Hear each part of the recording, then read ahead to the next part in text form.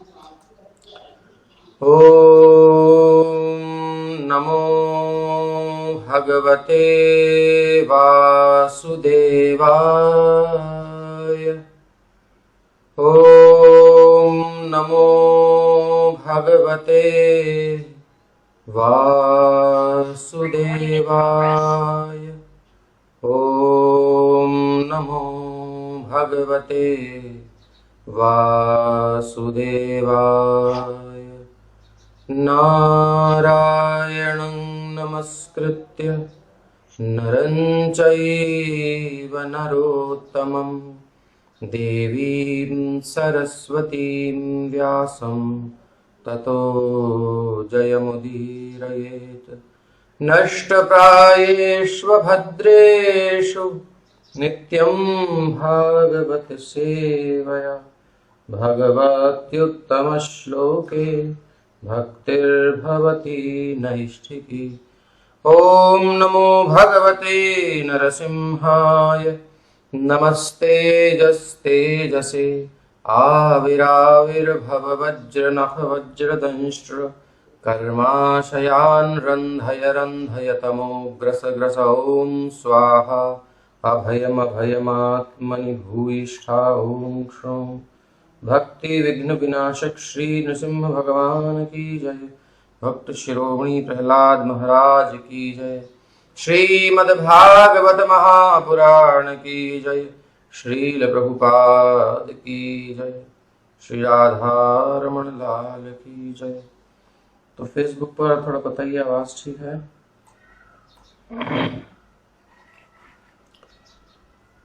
और ठीक है, प्रारंभ है। आज हम नित्य प्रति श्रीमद् भागवत महापुराण का अध्ययन करते हैं।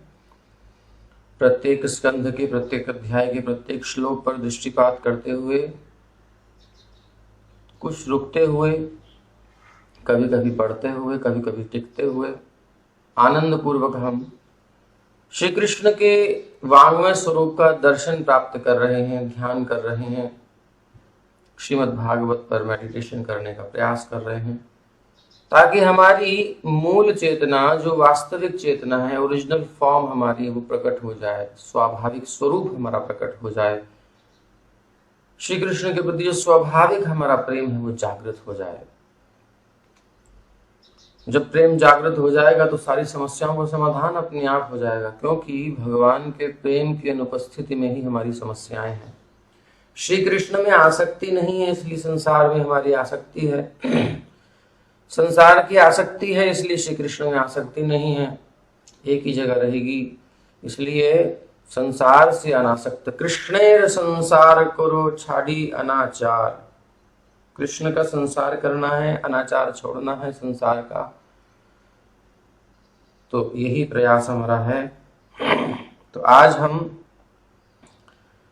छठे स्कंध के 17वें अध्याय का प्रारंभ कर रहे हैं।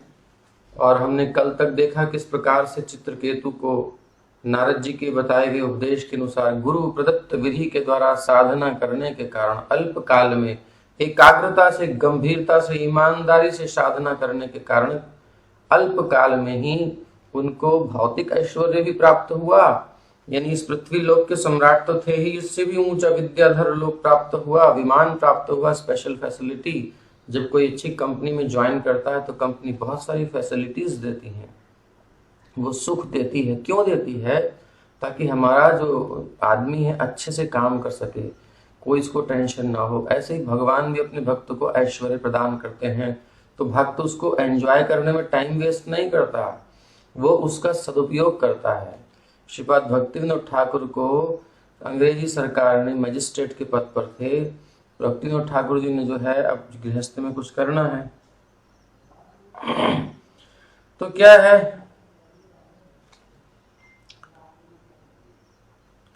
कि थोड़ा मैसेज आ जाता है, पढ़ना पड़ता है। तो हरे कृष्ण। हाँ, भक्तिविनोद ठाकुर जी मजिस्ट्रेट के पद पर थे, तो फिर उनके लिए सरकार ने देखा कि इतने बिजी हैं, बिल्कुल टाइम के पंक्चुअल, एक एक सेकंड का हिसाब रखने वाले। उनको देख करके आदमी जब बता देता था इतने बज रहे हैं। जब वो निकलते थे अपने घर से तुरंत समझ जाते थे लोग बज गए 8 सुबह के। और सरकार ने इतनी व्यवस्था करी उनके लिए, रेलवे लाइन बिछवा दी स्पेशल उनके घर तक, गेट तक, जैसे कार आती है, और रोज उसमें बस तैयार रहता, उनके लिए एक डिब्बा होता, बस आराम से जाते और बस हो जाता काम। तो ऐसी व्यवस्था, तो व्यवस्था किस लिए दी गई? क्योंकि सेवा कर रहे हैं, सेवा के लिए, इसलिए कंपनी व्यवस्था देती है, तो ये समझना चाहिए। अगर कोई उसका भोग करता है तो फिर वो गलत, गड़बड़ है, मतलब सेवा छोड़ करके और वो उसमें ही लग जाए तो गड़बड़ है। तो विद्याधर लोक की प्राप्ति, विमान की प्राप्ति चित्रकेतु को हुई, किंतु अब क्योंकि पिछला पूरा जीवन देख चुके हैं, संसार को समझ चुके हैं, इसलिए कहीं भोग में रमे नहीं। अप्सराएं भी थी साथ में, सुंदरियां भी थी उनके साथ, भगवान का गुणगान करते थे। ये बहुत बड़ी उपलब्धि है, इतना विषय भोग होने के बाद और कोई उसे भोगे ना, तो ये विशेषता होती है भक्ति की। तो आइए प्रारंभ करते हैं, आगे क्या होता है। श्री शुक उवाच, सुखदेव गोस्वामी कहते हैं, यतश्चान्तरहितोऽनन्तस्तस्यै कृत्वा दिशे नमः, विद्याधरश्चित्रकेतुश्चचार गगने चर। कल चित्रकेतु जी ने भगवान की स्तुति करी और उस स्तुति से प्रसन्न होकर भगवान ने बहुत सुंदर उपदेश भी दिया, पुष्टि करी इनकी बात की, जो जो स्तुति में उन्होंने कहा वैसी उन्होंने पुष्टि भी करी, और उस पुष्टि के फलस्वरूप बड़े प्रसन्न हुए भगवान, और भक्त दोनों आनंद में थे। तो सुखदेव जी कहते हैं कि जिस दिशा में श्री भगवान अनंत अंतर्धान हुए थे, अब उस दिशा की ओर नमस्कार करके राजा चित्रकेतु विद्याधरों का अगुआ बनकर, लीडर बनकर बाह्य अंतरिक्ष में, अंतरिक्ष जो हमारे सैटेलाइट्स जाते हैं, ये सब कोई ज्यादा दूर तक नहीं जाते हैं, इनकी कोई लिमिट नहीं, थोड़ी सी दूर चले जाते हैं, आंगन तक जैसे चलेगा बच्चे। बाह्य अंतरिक्ष में यात्रा करने लगा। सलक्षम वर्ष लक्षाणाम अव्याहत बलेन्द्रियः, स्तूयमानो महायोगी मुनिभिः सिद्धचारणैः, कुलाचलेन्द्रद्रोणीषु नाना संकल्प सिद्धिषु, रेमे विद्याधरस्त्रीभिर्गापयन् हरिमीश्वरम्। महान साधुओं तथा मुनियों एवं सिद्ध लोक तथा चारण लोक के निवासियों द्वारा प्रशंसित सर्वाधिक शक्तिशाली योगी चित्रकेतु लाखों वर्षों तक जीवन का आनंद भोगता हुआ विचरता रहा। शारीरिक शक्ति तथा इंद्रियों के क्षीण हुए बिना वो सुमेरु पर्वत की घाटियों में घूमता रहा, जो विभिन्न प्रकार की योग शक्तियों की सिद्धि का स्थान है। उसने भगवान श्रीहरि की महिमा का गायन करते हुए विद्याधर लोक की रमणियों के साथ जीवन का आनंद उठाया। तो देखिए, ये बात थोड़ा समझने में हम कभी कभी भूल कर देते हैं। ये ध्यान देने की बात है कि यद्यपि महाराज चित्रकेतु विद्याधर लोक की अनुपम सुंदरियों से घिरे होते थे, ऐसी सुंदरियां पृथ्वी पर नहीं मिलने वाली।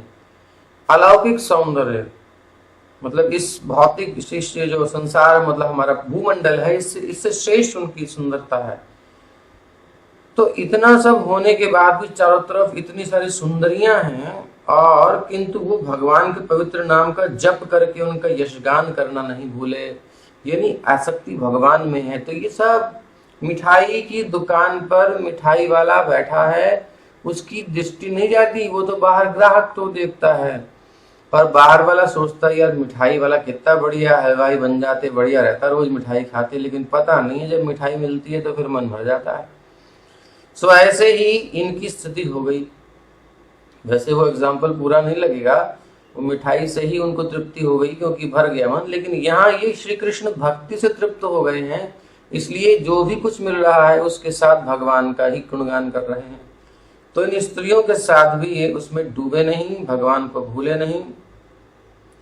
कई स्थलों पर यह सिद्ध हो चुका है कि जो किसी भौतिक अवस्था से कलुषित नहीं है और जो भगवान के यश का जप करने वाला शुद्ध भक्त है, ऐसे शुद्ध भक्त को पूर्ण मानना चाहिए। यही स्थिति अब देखो इनकी स्थिति है, और यही स्थिति है शिव जी की। शिव जी भी पार्वती जी को अंक में लेकर के बैठे हैं और शिव सुंदर कथा कह रहे हैं। ये दुर्लभ स्थिति है, अर्थात किसी प्रकार का चित्त का विचलन नहीं है ऐसी भयंकर परिस्थिति में भी। अब यही चित्रकेतु अगले आपने पीछे सुना, महायुद्ध की अवस्था हो रही है, मारकाट मची हुई है, दोनों बाहें कट गई हैं, फिर भी मुंह फाड़ करके निकल गए। उसके बाद इंद्र पेट फोड़ रहा है, पेट फाड़ करके निकला है, इंद्र गर्दन काट रहा है, इन्हें कुछ पता ही नहीं है, ये तो अपने रंग में रंगे हुए हैं। ये होती है अध्यात्म की उच्चावस्था, ये होती है रस की अवस्था। तो इसलिए हम लोग बड़े छोटे से, हमारे दृष्टिकोण, हमारे हिसाब से हम सोचते हैं, ये थोड़ा बदलना पड़ेगा। ये शिव जी की स्थिति को देख करके, ये तो मित्रवत हंसे हैं, आगे आप देखेंगे जैसे एक मित्र दूसरे मित्र को देख करके हंसता है, बढ़िया। तो ऐसे ही अब वो किस स्तर पर बात चल रही है, पार्वती जी ने अपने स्तर से सोच लिया। पार्वती जी फिर भी शिव जी के अंक में है, शिव जी की अर्धांगिनी है, लेकिन फिर भी कभी कभी मोहित हो ही जाती हैं, जैसे कि सती के रूप में मोहित हो गई थी, यहाँ भी हो गई। चित्रकेतु की अवस्था को नहीं समझ पाई और बाद में लज्जित हुई जब वो शाप स्वीकार करके चरणों में प्रणाम करेंगे, आप देखेंगे तो ये कुछ अध्यात्म की ऊंचाइयां हैं, इसको थोड़ा हमें इस स्तर तक तो पकड़ना पड़ेगा, नहीं तो हम भी अपराध कर देंगे। तो यही अपराध का फल उनको लगा, वैष्णव अपराध लगा पार्वती जी को, और उस कारण से उनको फिर शिव जी ने कहा जाओ मायापुर नवद्वीप में जाकर के आराधना करो, भगवान श्री हरि श्री चैतन्य महाप्रभु के रूप में अवतरित होंगे। तो वहां सीमंतोन्नयन द्वीप है, सीमंत, हाँ क्षमा कीजिए, सीमंत द्वीप है, सीमंतोन्नयन संस्कार अलग होता है, तो सीमंत द्वीप है। तो अपनी मांग में जब महाप्रभु उनकी तपस्या करी और महाप्रभु प्रकट हुए श्री चैतन्य महाप्रभु, तो उनके चरण की धूलि को लेकर अपने मस्तक पर, अपनी जो सीमंत है जहां मांग भरती है माताएं, उस जगह उन्होंने धारण किया, तो सीमंत द्वीप हुआ और वहां उनके अपराध का मार्जन हुआ। तो ये महिमा है महाराज। तो ये ऐसा नहीं है कि भोग में लग गए, तो ये भ्रम नहीं आना चाहिए मन में, ये प्रमाण है। अभी आगे देखिए इनके जीवन को, अगर कोई भोग में लिप्त होता है तो वो ऐसा कर ही नहीं सकता। एकदा सविमानेन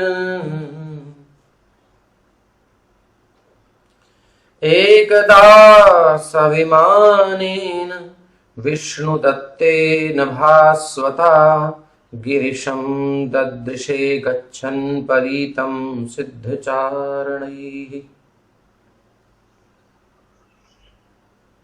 परीतं सिद्धचारणैः आलिङ्गयाङ्कीकृतां देवीं बाहुना मुनिसंसदि उवाच दिव्याः शृण्वन्त्या जहासोच्चैस्तदन्तिके।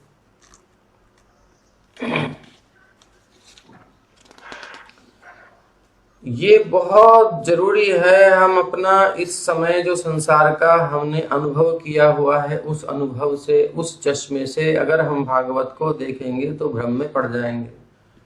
इसलिए इस चश्मे को हटाकर, चश्मा हटाकर फैक्ट देखने का प्रयास करना चाहिए। इसीलिए हम प्रश्न करते हैं, ताकि हमारी चित्त की स्थिति प्रकट हो और उस संदेह से, उस ऐसी अवस्था से हम निकल पाए। अब आप पूछोगे ही नहीं, अब आप कोई क्वेश्चन आंसर ही नहीं दोगे, इसलिए हमने प्रश्न उत्तर बंद कर दिए।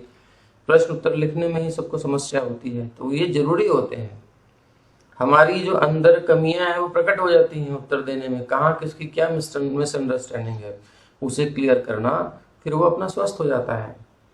तो एक बार जब राजा चित्रकेतु भगवान श्री विष्णु द्वारा प्रदत्त अत्यंत तेजोमय विमान पर बैठकर बाह्य अंतरिक्ष में यात्रा कर रहे थे, तो उन्होंने भगवान शिव को सिद्धों एवं चारणों से घिरे हुए देखा। शिव महामुनियों की सभा में बैठे थे और देवी पार्वती को अपनी गोद में बैठाकर अपने हाथ से उनका आलिंगन कर रहे थे। राजा चित्रकेतु पार्वती के निकट जाकर तेजी से हंसे और पार्वती जी सुन सकें इस प्रकार कहने लगे। तो ये रहस्य, इस प्रकार कहने लगे,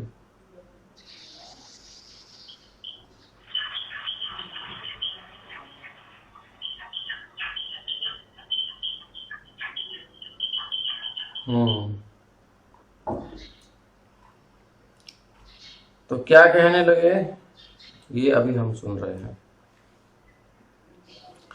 तो इस प्रसंग में श्रील विश्वनाथ चक्रवर्ती ठाकुर कहते हैं, भक्तिम भूतिम हरिर्दत्वा स्वविच्छेदानुभूतये देव्याः शापेन वृतृत्वं नीत्वातं स्वान्तिकेन यत्। पूर्ण पुरुषोत्तम भगवान चित्रकेतु को यथाशीघ्र वैकुंठ लोक लाना चाहते थे। चल क्या रहा है पिक्चर के पीछे, इसके डायरेक्टर क्या कर रहा है ये हमको पता नहीं होगा तो हम कंफ्यूज हो जाएंगे। इसीलिए आपने कल सुना कि हमारी पृथक मति है देवभूति का।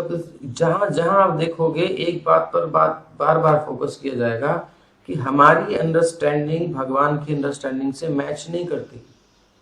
हमारी जो चेतना है भगवान की चेतना में लीन नहीं हुई है, अभी उनमें मिली नहीं है, उनके अनुकूल नहीं हुई है। आनुकूल्येन संकल्पः प्रातिकूल्यस्य वर्जनम। भगवान की जो सोच है, जो उनकी प्लानिंग है, जो कुछ उनकी इच्छा है, उनके अनुकूल हमें चलना है, यूनिवर्सल। और जो प्रतिकूल है उसके विपरीत जाना है, उसको छोड़ देना है, भगवान के जो फेवर में नहीं है, जो वो नहीं चाहते उसमें हमको भी एंटर नहीं करना चाहिए। इसको कहीं भी आप लगा लीजिए। आप सरकार बनती है, सरकार का कुछ रूल रेगुलेशंस नियम्स होते हैं प्रजा के कल्याण के लिए, ऐसा होना चाहिए।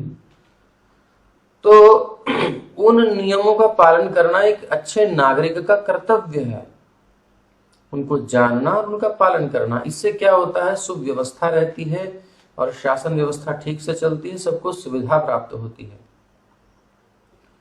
जब कोई उसमें बाधा उत्पन्न करता है तो वो दंड का अधिकारी होता है, क्योंकि उसकी वजह से कितने लोग परेशान होते हैं। अब ट्रैफिक रूल्स को फॉलो नहीं करेंगे और हम राइट साइड में ड्राइविंग करेंगे इंडिया में, तो क्या होगा, प्रॉब्लम क्रिएट होगी। नेचुरली है, सबको प्रॉब्लम होगी। कहां से लेके आ रहा है, गालियां सुनने का 10 जगह से।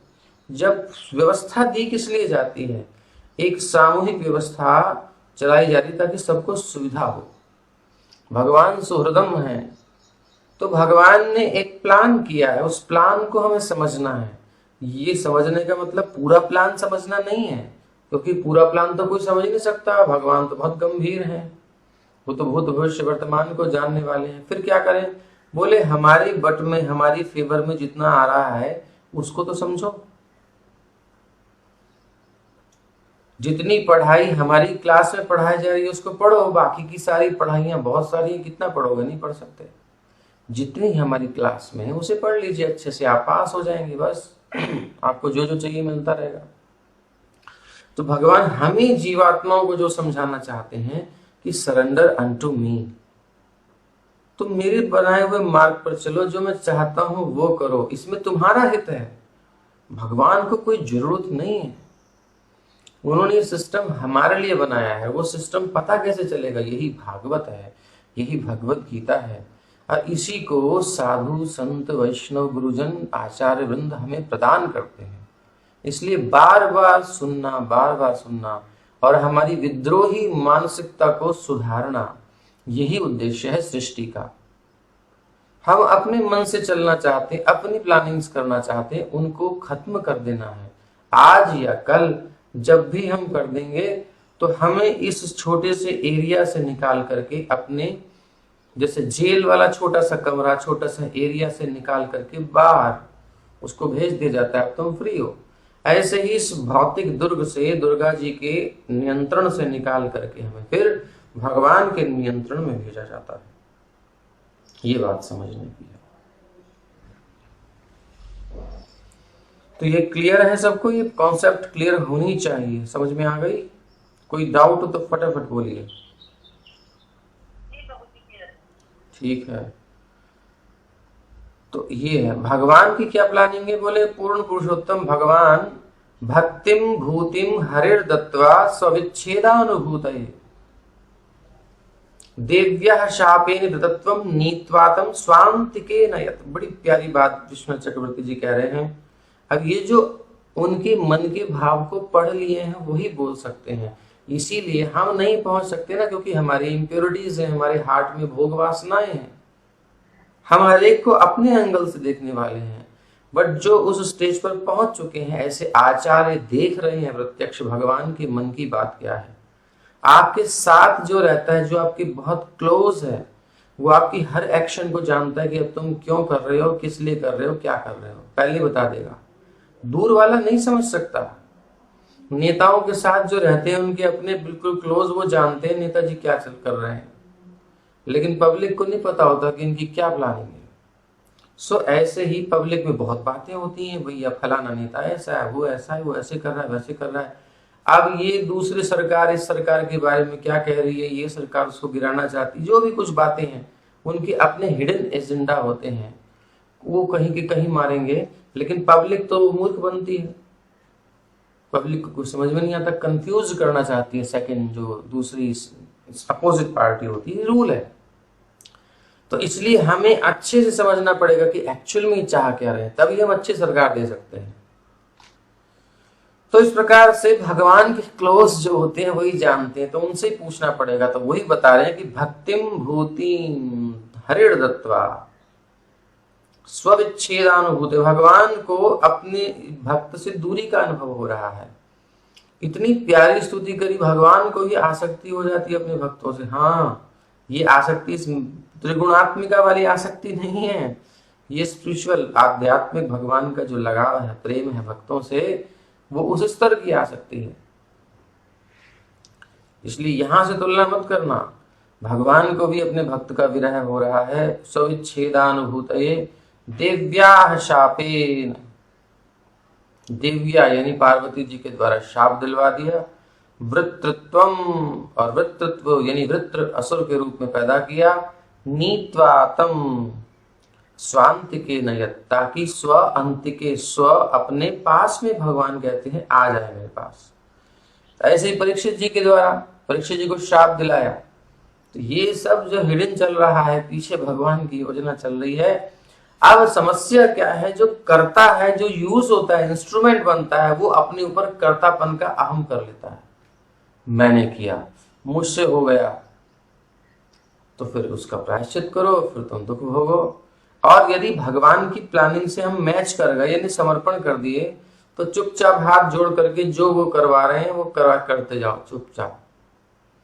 बस इधर श्याम सुंदर बैठे हैं, उधर किशोरी जी बैठी हैं, चौसर चल रही है, चौसर चल रही है। चौसर नहीं समझते तो चलो कोई बात नहीं, शतरंज चल रही है। शतरंज की गोटियां हैं, श्याम घोड़े, श्याम जो भी टीम है, हाथी घोड़ा पैदल ऊंट मंत्री, ये श्याम वर्ण के किशोरी जी के पास हैं, क्योंकि उनको श्याम वर्ण से प्रेम है। और जो सफेद हैं, हाथी घोड़े ऊंट पैदल मंत्री राजा, ये श्याम सुंदर के पास हैं, क्योंकि उनको किशोरी जी के वर्ण से प्रेम है। तो ऐसा उनका प्रेम है। तो इस प्रकार से चौसर चल रही है या शतरंज चल रही है। आप थोड़ा इमेजिन कीजिए। अब ये सब क्या है, ये प्यांदे व्यांदे घोड़ा हाथी, ये सब हम लोग हैं, संसार के जीव। भगवान किशोरी जी और श्री श्याम सुंदर खेल रहे हैं। अब अंतर क्या है कि वो शतरंज में जड़ होते हैं, हम लोग चेतन हैं। और हम जो माया से मोहित हो गए हैं, वो अपने आप को स्वतंत्र कर्ता मानते हैं। कर्ता अहम इति मन्यते, इसलिए कर्मों का परिणाम भोगते हैं। चाल तो कोई और चल रहा है, वो चाह कुछ रहा है, लेकिन हमारी क्या हो रहा है, प्रकृति के द्वारा सब गड़बड़ हो रही है। हम सोचते हैं हम करने वाले हैं, अच्छा हो गया, हाँ हमने अच्छा कर दिया, खराब हो गया, अरे अब तो गड़बड़ हो गई। तो ये सब चीजें, इन सब से उठना पड़ेगा और भगवान के उस गेम को देखना पड़ेगा। हर विधान में उनका हाथ जब हम दर्शन करेंगे, तब हमें हर क्रिया में, हर परिस्थिति में आनंद का अनुभव होगा। अब जब चित्रकेतु को देखो, उससे पता कैसे चलता है, बोले जब चित्रकेतु को शाप मिला तो तुरंत प्रणाम करके पार्वती जी को, बिल्कुल द्वेष नहीं किया, क्योंकि वो भगवान के उस हाथ का अनुभव कर रहे थे।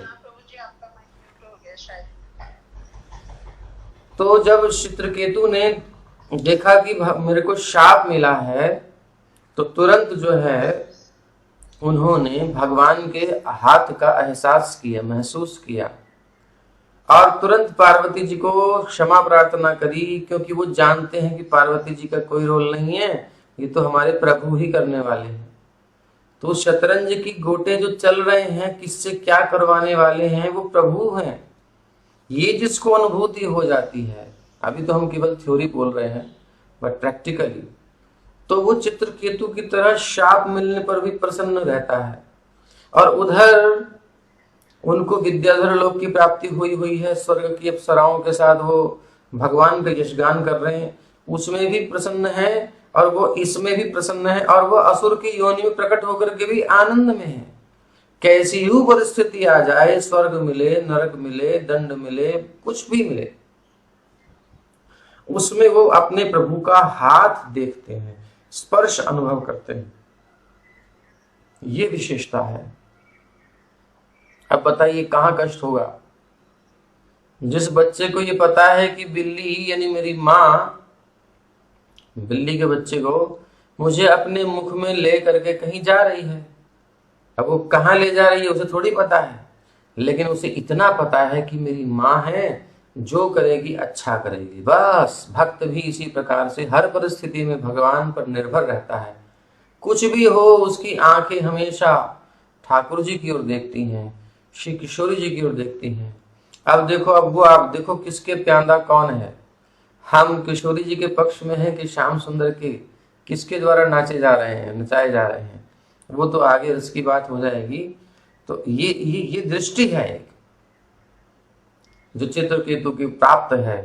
तो वो जानते हैं कि पार्वती जी से इस प्रकार का श्राप दिलाया है, कुछ मेरा कल्याण करना चाहते हैं भगवान। ठीक है, जैसी उनकी लीला, वो खुश हैं क्योंकि भगवान ने मुझे छोड़ा नहीं, भगवान कभी किसी को छोड़ते भी नहीं। तो ईश्वर की योजना ये थी कि पार्वती के शाप से चित्रकेतु वृत्रासुर बने, जिससे वो अगले जन्म में श्री भगवान के धाम को तुरंत लौट सके। अब आप कहो कि भगवान ये सब नौटंकी क्यों करते हैं, लीलाएं हैं? बताओ, वृत्रासुर पहले श्राप दिला रहे हैं, पहले बेचारा राजा चित्रकेतु, फिर उसको दुख हुआ, पुत्र प्राप्ति हुई, खुशी हुई, फिर दुख हुआ, फिर उपदेश दिया, फिर भजन किया, फिर अनंत देव का दर्शन किया, स्तुति करी, भगवान प्रसन्न हो गए। तो फिर उनको जब उनको विरह लग रहा था, भगवान को अपने भक्त की याद आ रही थी, अपने पास बुलाना चाहते तो सीधा बुला लेते। ये सब क्या कर रहे हैं? अरे भाई, वो कौतुक हैं, कौतुकधारी हैं, लीलाधारी हैं, कौतुक लीला विहारी हैं, कौतुकी हैं। ये लीला इसलिए करते हैं क्योंकि इनको लीला पसंद है, इनकी मौज है। अब एक बात बताओ, अगर शतरंज चल रही हो और उस शतरंज की गोटियों को कोई ऐसी उठा करके जेब में डाल ले, हो गया गेम खत्म, तो क्या मजा आएगा उसमें? अरे वो सामने वाला कहेगा यार तुमने सारा मजा खराब कर दिया, अच्छी खासी चाल आ रही थी, तुमने सब उठा करके जेब में धर ली। कब गोटियां कब समेटने में मजा आता है? जब गेम पूरा हो जाए। यानी गेम कैसे पूरा होगा? जो नियम के अनुकूल, जो बिसात बिछी हुई है, शतरंज की गोटियां बिछी हुई हैं, उन घोड़े की 2.5 चाल चलनी चाहिए, ऊंट की तिरछी चाल चलनी चाहिए, हाथी की सीधी चाल चलनी चाहिए, प्यांदा एक ही कदम जाएगा, चाहे आगे पीछे कहीं ले जाओ, मंत्री की सर्वत्र गति होती है, राजा एक ही घर चलता है। ये नियम बने हैं। इन नियमों के अंतर्गत जब हम गोट को हिलाते हैं और उसके बाद जब विजयश्री प्राप्त होती है, यानी किसी घोड़े को मरवा दिया, किसी घोड़े को मार लिया, उसको उठा करके रखने में कोई दोष नहीं है, उसमें एक सुख भी मिलता है, वाह क्या जीता है। तो इस प्रकार से भगवान भी क्रीड़ा कर रहे हैं भाई। लोकवत्तु क्रीड़ा कैवल्यम, ऐसा ही एक वेदांत सूत्र है, लोकवत्तु लीला। जो लोक संसार बनाया भगवान की चौसर है, भगवान की शतरंज है, वो क्रीड़ा कर रहे हैं। और हम लोग बेकार में टेंशन ले रहे हैं, क्यों? क्योंकि हम उनके स्पर्श का अनुभव नहीं कर रहे। हम सोच रहे हैं यार मेरी चाल तो ऐसे चलनी चाहिए। हम लिविंग एंटिटी है ना, जड़ नहीं है, तो इसलिए बैलेंस बनाना पड़ेगा। आप किशोरी जी के हस्तकमल का स्पर्श प्राप्त करके वो जिधर रखना चाह रही हैं उधर रखे जाओ चुपचाप, तो आपकी जीत निश्चित होगी। और यदि ऐसा नहीं करोगे, फुदक के कहीं और जाओगे, अपनी टांग अड़ाओगे, तो कर्म बंधन में पड़ोगे और फिर संसार के चक्र में भटकते रहोगे, दुख भोगते रहोगे।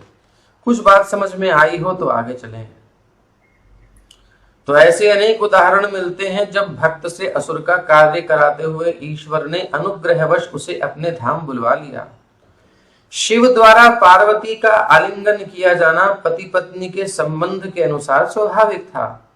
ये चित्रकेतु के लिए कोई विलक्षण घटना नहीं थी, तो भी चित्रकेतु शिव को उस मुद्रा में देखकर जोर से हंस पड़ा। यद्यपि उसे ऐसा नहीं करना चाहिए था, सामाजिक दृष्टि से फलतः उसे शापित होना पड़ा और ये शाप उसके श्री भगवान के धाम वापस जाने का कारण बना। चित्रकेतुर्वाच, चित्रकेतु जी क्या कह रहे हैं जी। अब चित्रकेतु की वाणी सुनिए, देखिए किसी व्यक्ति की वाणी बता देती है उसकी क्या स्थिति है। चित्रकेतुर्वाच एष लोक गुरु साक्षात् धर्मं वक्ता शरीरिणाम् आस्ते मुख्यः सभायां वै मिथुनी भूय भार्यया। अब लेकिन बात ऐसी है कि उसको सुनने वाले लोगों की कंडीशन क्या है वो भी होनी चाहिए। वाणी बताती है लेकिन सुनने वाले की कंडीशन भी तो होनी चाहिए, उसको डिटेक्ट कर पा रहा है कि नहीं। चित्रकेतु ने कहा शिव समस्त जगत के गुरु हैं और भौतिक शरीरधारियों में सर्वश्रेष्ठ हैं, वो ही धर्म पद्धति के व्याख्याता हैं।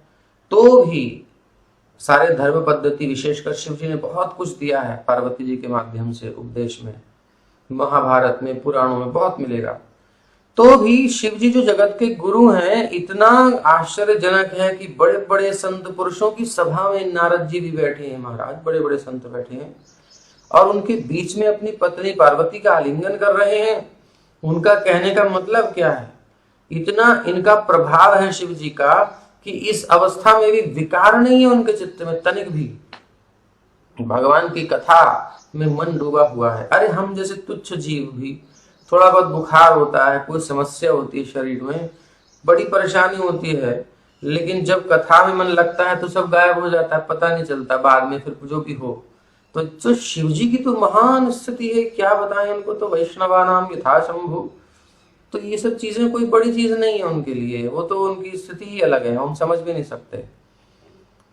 तो जटाधरस्तीव्रतपा ब्रह्मवादी सभापति अंकीकृत्य स्त्रियं चास्ते गतह्रीः प्राकृतो यथा। जटाधारी शिव ने निस्संदेह कठिन तपस्या की है, वास्तव में वो वैदिक नियमों के दृढ़ अनुयायियों की सभा के अध्यक्ष हैं, और किंतु तो भी वो साधु पुरुषों के मध्य अपनी गोद में अपनी पत्नी को लेकर विराजमान हैं और सामान्य निर्लज्ज व्यक्ति की भांति उसका आलिंगन कर रहे हैं। तो चित्रकेतु जो थे शिव जी के उस ऊंचे पद से परिचित थे, इसलिए उन्होंने यह कहा कि कितना आश्चर्यजनक है कि शिव भी सामान्य व्यक्ति जैसा आचरण कर रहे हैं। उन्होंने शिव के पद की प्रशंसा की, यानी कि इस स्थिति में भी उनको कोई विकार नहीं है, ये प्रदर्शित कर रहे हैं। भक्ति की कथा की महिमा क्या है ये प्रदर्शित कर रहे हैं। उन्होंने शिव के पद की प्रशंसा की, लेकिन जब उन्होंने देखा कि वो साधु पुरुषों की सभा में बैठकर निर्लज्ज सामान्य व्यक्तियों का सा व्यवहार कर रहे हैं तो उन्हें आश्चर्य भी हुआ। श्री विश्वनाथ चक्रवर्ती ठाकुर कहते हैं कि यद्यपि चित्रकेतु ने शिव की आलोचना तो की, लेकिन प्रजापति दक्ष की भांति उनका अपमान नहीं किया था।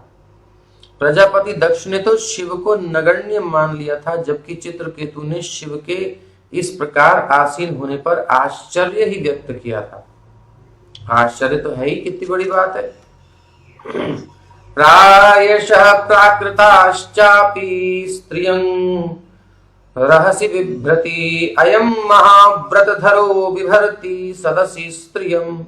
अब ये महाव्रतधर हैं, शिव जी के बारे में एक विशेषण दे रहे हैं, महाव्रतधरो, अर्थात महान व्रत धारण करने वाले। शिव समान को अस व्रतधारी बिनु अघ तजी सती असि नारी। शिव जी के समान महान व्रत धारण करने वाला कौन हो सकता है, बिना कोई अपराध के पार उससे सती को त्याग दिया। क्यों? राम जी की अर्धांगिनी शक्ति सीता जी का रूप धारण करके परीक्षा लेने के लिए गई थी, बस। इतने भगवान के प्रेमी हैं, ऐसे महान व्रत हैं, अर्थात भक्ति, भगवान की चिंतन में, भगवान की मनन में, उनकी दर्शन लीलाओं में बस मस्त रहते हैं। तो प्रायः सामान्य बद्ध पुरुष, तो हम जैसे सामान्य जीव एकांत में ही अपनी पत्नियों का आलिंगन और भोग करते हैं। ये कितना आश्चर्यजनक है कि इतने बड़े तपस्वी महादेव जी, महाव्रतधारी, महान साधुओं की सभा में अपनी पत्नी का सबके समक्ष आलिंगन कर रहे हैं। तो महाव्रतधर शब्द इस श्लोक में आया है। शिव की गणना श्रेष्ठ योगियों में की जाती है, तो भी उन्होंने साधुओं की सभा में अपनी पत्नी का आलिंगन किया। चित्रकेतु क्या कर रहे हैं? निंदा नहीं कर रहे, चित्रकेतु उसकी प्रशंसा करते हैं कि शिव कितने महान हैं, जो इस स्थिति में भी अप्रभावित बने रहे।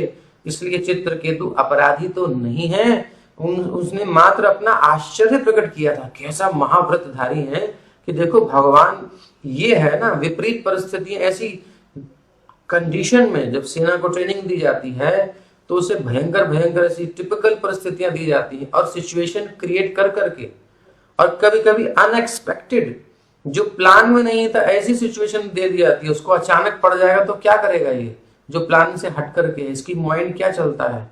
इसी प्रकार ये शिव जी की स्थिति बता रहे हैं। भक्त को भगवान ऐसी स्थिति दे देते हैं। तो शिव जी इस स्थिति में भी अपने चित्त को पूरी तरह स्थिर रखे हुए हैं। कोई लहर नहीं, जैसे दीपक जलता है जब हवा रहित, वायु रहित स्थान पर, तो उसकी जो लौ होती बिल्कुल स्ट्रेट सीधी ऊपर की तरफ जाती है, बिल्कुल बिल्कुल भी नहीं हिलती। ऐसे शिव जी की वृत्ति जरा भी नहीं भटक रही है। वो अपने रस में है, उन्हें कोई फर्क नहीं पड़ता।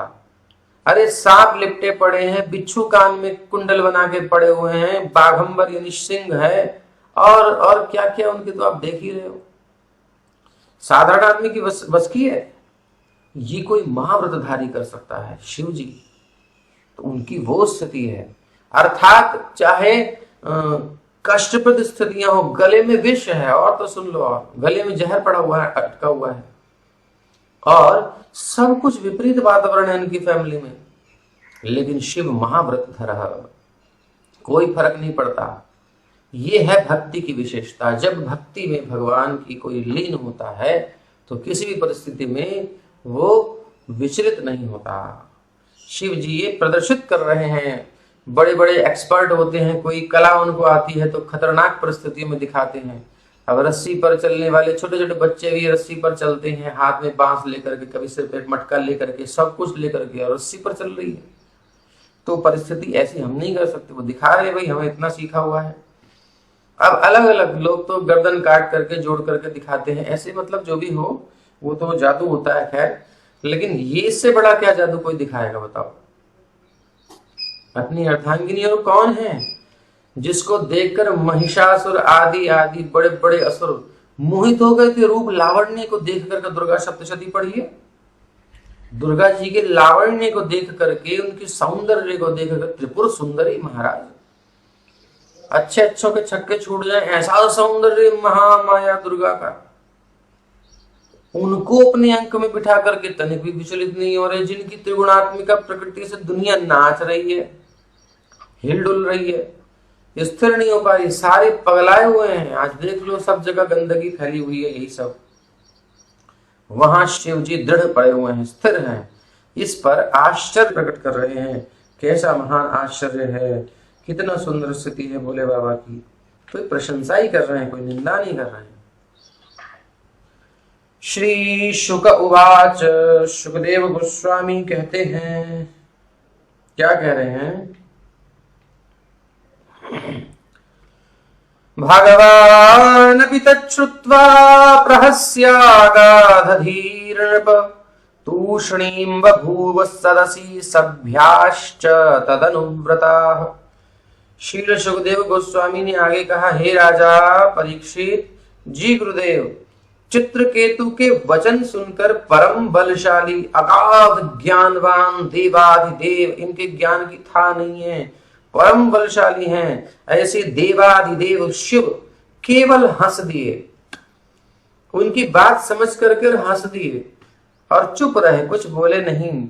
सभा के सभी सदस्यों ने भी उन्हीं का अनुकरण किया, वो भी मुस्कुरा दिए।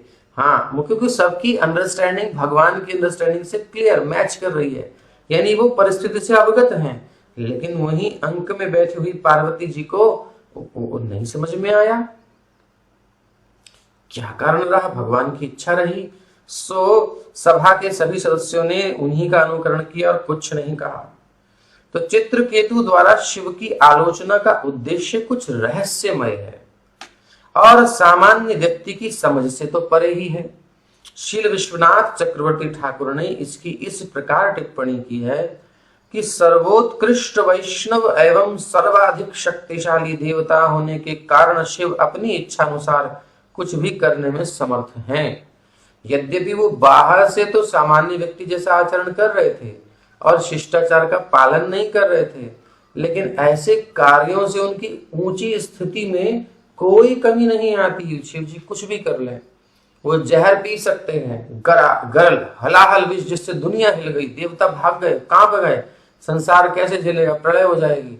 वो शिव जी ने ऐसे ही पी लिया और पी करके रख लिया, आज तक रखा है। नीलकंठ महादेव की जय।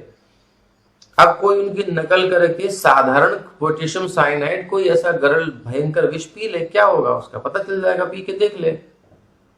नकल नहीं करनी चाहिए, उनकी स्थिति बहुत अलग है। तो वो सामान्य व्यक्ति का सा आचरण कर रहे हैं, शिष्टाचार का पालन कर रहे हैं, लेकिन ऐसे कार्यों से उनकी उच्च स्थिति में कोई कमी नहीं आती। कठिनाई तो यही है कि सामान्य व्यक्ति उनके इस आचरण को देखकर उसका अनुकरण कर सकता है, जैसा कि भगवत गीता में कहा गया है। ये समस्या है। अब शिव जी को देख करके लोगों ने जहर तो पीना शुरू नहीं किया, लेकिन भांग धतूरा कर दिया चालू। अरे भाई, जहर पिया तो हमने सुना है, भूला भंग तुम्हारी मैं घोटत घोटत हारी। अभी किसी ने बना दिया होगा, किसी भंगी कहें क्या कहें। तो अब भैया तो शिव जी तो विष पिए हैं, तुम पी के देखो ना, क्यों नहीं ट्राई करते एक बार? नहीं मिल रहा मार्केट में, पैसे नहीं हम दे देते हैं, भांग खाने के पैसे हैं, इसके नहीं है तो हम खिलाते हैं, तुम्हें कोई टेंशन नहीं। आओ, शिव जी की नकल कर रहे हो। जैसे कि भगवत गीता में कहा गया है, यद्यदाचरति श्रेष्ठस्तत्तदेवेतरो जनः स यत् प्रमाणं गुरुते लोकस्तदनुवर्तते। महापुरुष जो जो आचरण करता है, सामान्य पुरुष उसका अनुसरण करते हैं। वो परम पुरुष अपने विलक्षण कार्यों से जो आदर्श स्थापित कर देता है, संपूर्ण विश्व उसी के अनुसार कार्य करता है। एक सामान्य व्यक्ति भी प्रजापति दक्ष की भांति जिसने आलोचना का फल भोगा, शिव की आलोचना करके कष्ट का भागी हो सकता है। दक्ष को कितना दंड मिला। राजा चित्रकेतु चाहते थे कि शिव अपना बाह्य व्यवहार बंद कर दें। क्या उद्देश्य था? चित्रकेतु की इच्छा थी कि शिव जी की स्थिति तो बड़ी विलक्षण है, दुर्लभ है, असामान्य है, ये तो कोई नहीं कर सकता। इसलिए शिव जी को, क्योंकि बड़े लोगों को देखकर लोग नकल करते हैं, जैसे कि आप जानते ही हो, अभी शिव जी की नकल कर करके लोगों ने क्या क्या नहीं कर लिया। काम अपना है और जा रहे हैं दर्शन करने, केदारनाथ जा रहे हैं और शिव अमरनाथ जा रहे हैं, और दारू की बोतल गाड़ी में खूब ठूस सांस के जा रहे हैं, महाराज दारू पियेंगे, क्या होगा?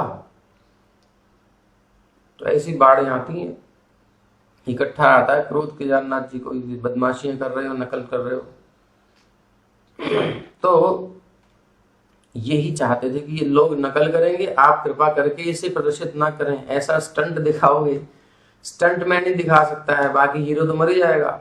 सो ऐसे ही महाराज आप उस स्टेज को दिखा सकते हैं, आपको प्रणाम है, लेकिन जन सामान्य नहीं समझ पाएगा, वो भ्रमित हो जाएगा। और जनरली ऐसा होता है, हम भी नहीं समझ पाते थे शुरू में, क्या है ये, चुप रहते थे। तो बाद में तो पढ़ा तो पता चला, अच्छा ये तो बड़ी महिमा है। तो ये होता है, एक सामान्य व्यक्ति भी प्रजापति दक्ष की भांति आलोचना का, शिव जी की आलोचना का कष्ट भोग सकता है आलोचना करने के कारण। इसलिए आप इस बाह्य व्यवहार को बंद कर दें ताकि दूसरे लोग आलोचना न करें और अपराधी के भागी ना हो अपराध के। यदि कोई ये सोचता है कि केवल पूर्ण पुरुषोत्तम भगवान श्री विष्णु ही पूर्ण है, जबकि देवता, जहां तक कि शिव जैसे देवता भी अनुचित सामाजिक व्यवहार करने की प्रवृत्ति रखते हैं, तो वो अपराधी है, शिव जी का अपमान करने वाला है। ये सब सोचकर ही राजा चित्रकेतु शिव के प्रति कुछ निष्ठुर हो सके, अन्यथा वो ऐसा नहीं बोलते। तो उनकी बोलने की स्थिति अलग है, वहां कोई अपराध नहीं है। शिव परम ज्ञानी होने के कारण चित्रकेतु के उस मंतव्य को, उस मोटिव को, उस हिडन पर्पस को समझ गए। इसलिए शिवजी तो सबके हृदय की बात जानते हैं, इसलिए वो तनिक भी क्रुद्ध नहीं हुए, अपितु हंसकर शांत बने रहे। शिव को घेर कर बैठे हुए सभा के सदस्य भी चित्रकेतु के मंतव्य को समझ गए, अतः वो तनिक भी क्रुद्ध नहीं हुए। तो जो शिव जी की सभा में है वो भी जानते हैं, शिव जी भी जानते हैं, कोई गुस्सा नहीं हुआ, हंसकर शांत रहा, कोई प्रतिवाद नहीं किया व्यवहार का, और उनका अनुसरण करते हुए सब शांत बने रहे। पार्वती जी अंक में है, सब उपदेश ले रहे हैं, शिव जी तत्व ज्ञान दे रहे हैं, सब ले रहे हैं प्रेम से, कोई टेंशन नहीं है। यानी श्रोता भी उस स्टेज के हैं, वक्ता भी उसी स्टेज का है, क्या फर्क पड़ेगा, वहां कुछ नहीं हो सकता गड़बड़ संसार का। यदि सभा के सदस्यों ने ये सोचा होता कि चित्रकेतु ने शिव का अपमान किया है, तो आदेश है, शिव जी की निंदा कभी नहीं सुननी चाहिए, भगवान विष्णु की निंदा, वैष्णव की निंदा कभी नहीं सुननी चाहिए, कान बंद कर ले तुरंत, नहीं तो बहुत दंड मिलता है। अरे भैया, तुमने अगर बात सुन ली है ना, टेररिस्ट की अपनी कॉल में सुन ली ना, एक दो बार हूं हाँ भी कर दी ना, हूं हाँ बोले नहीं, हूं हाँ, बस तुम्हारे ऊपर फंस जाओगे। अगर लग गई ना लाइन, पता चल गई तो पकड़े जाओगे, बचोगे नहीं।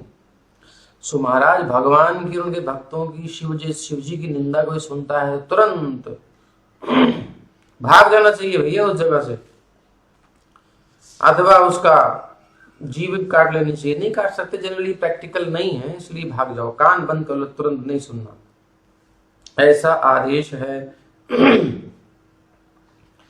आगे श्री सुखदेव जी कहते हैं,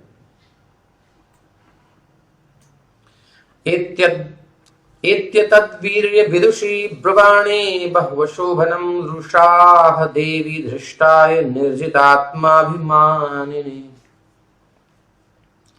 शिव तथा पार्वती के सामर्थ्य को न जानते हुए राजा चित्रकेतु ने उनकी तीखी आलोचना की।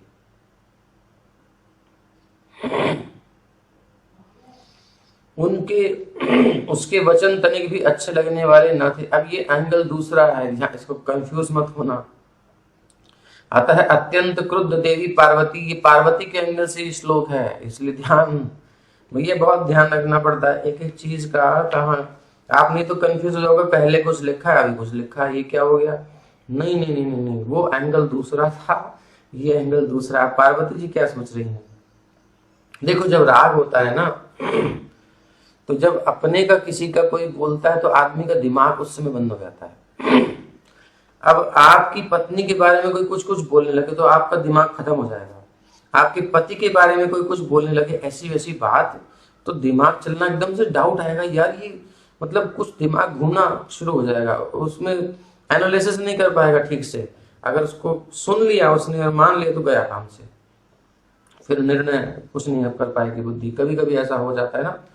तो पार्वती जी शिव जी को बहुत प्रेम करती हैं, और देखो उनका अंक उनको मिल रहा है, शिव जी का स्पर्श प्राप्त है, और वो भी कितना दिव्य स्पर्श प्राप्त है। श्री हरि की कथा वो सुना रहे हैं, कान में कथा भी पड़ रही है, मन तो समाहित है। तो उस समय उनको ऐसा सुनने को मिला, तो राग है ना शिव जी से, तो कैसे सुन सकती हैं अपने पति की बारे में। तो वो उसी धरातल से बोलने लगी सहज। शिव तथा पार्वती के सामर्थ्य को न जानते हुए राजा चित्रकेतु ने, ठीक है, उसके वचन तनिक भी अच्छे लगने वाले नहीं थे पार्वती जी को। इसलिए अत्यंत क्रुद्ध देवी पार्वती चित्रकेतु से, जो इंद्रियों के नियंत्रण में अपने आप को शिव से श्रेष्ठ समझ रहा था, उनकी दृष्टि में इस प्रकार बोली। यद्यपि राजा चित्रकेतु शिव जी का अपमान नहीं करना चाहता था, किंतु उसे चाहिए था कि उनकी आलोचना नहीं करता। भले ही शिव सामाजिक शिष्टाचार का उल्लंघन कर रहे थे, तो कहा भी गया है, तेजी यसान न दोषाय, रास पंचाध्याय के प्रसंग में आप देखेंगे कि किस प्रकार से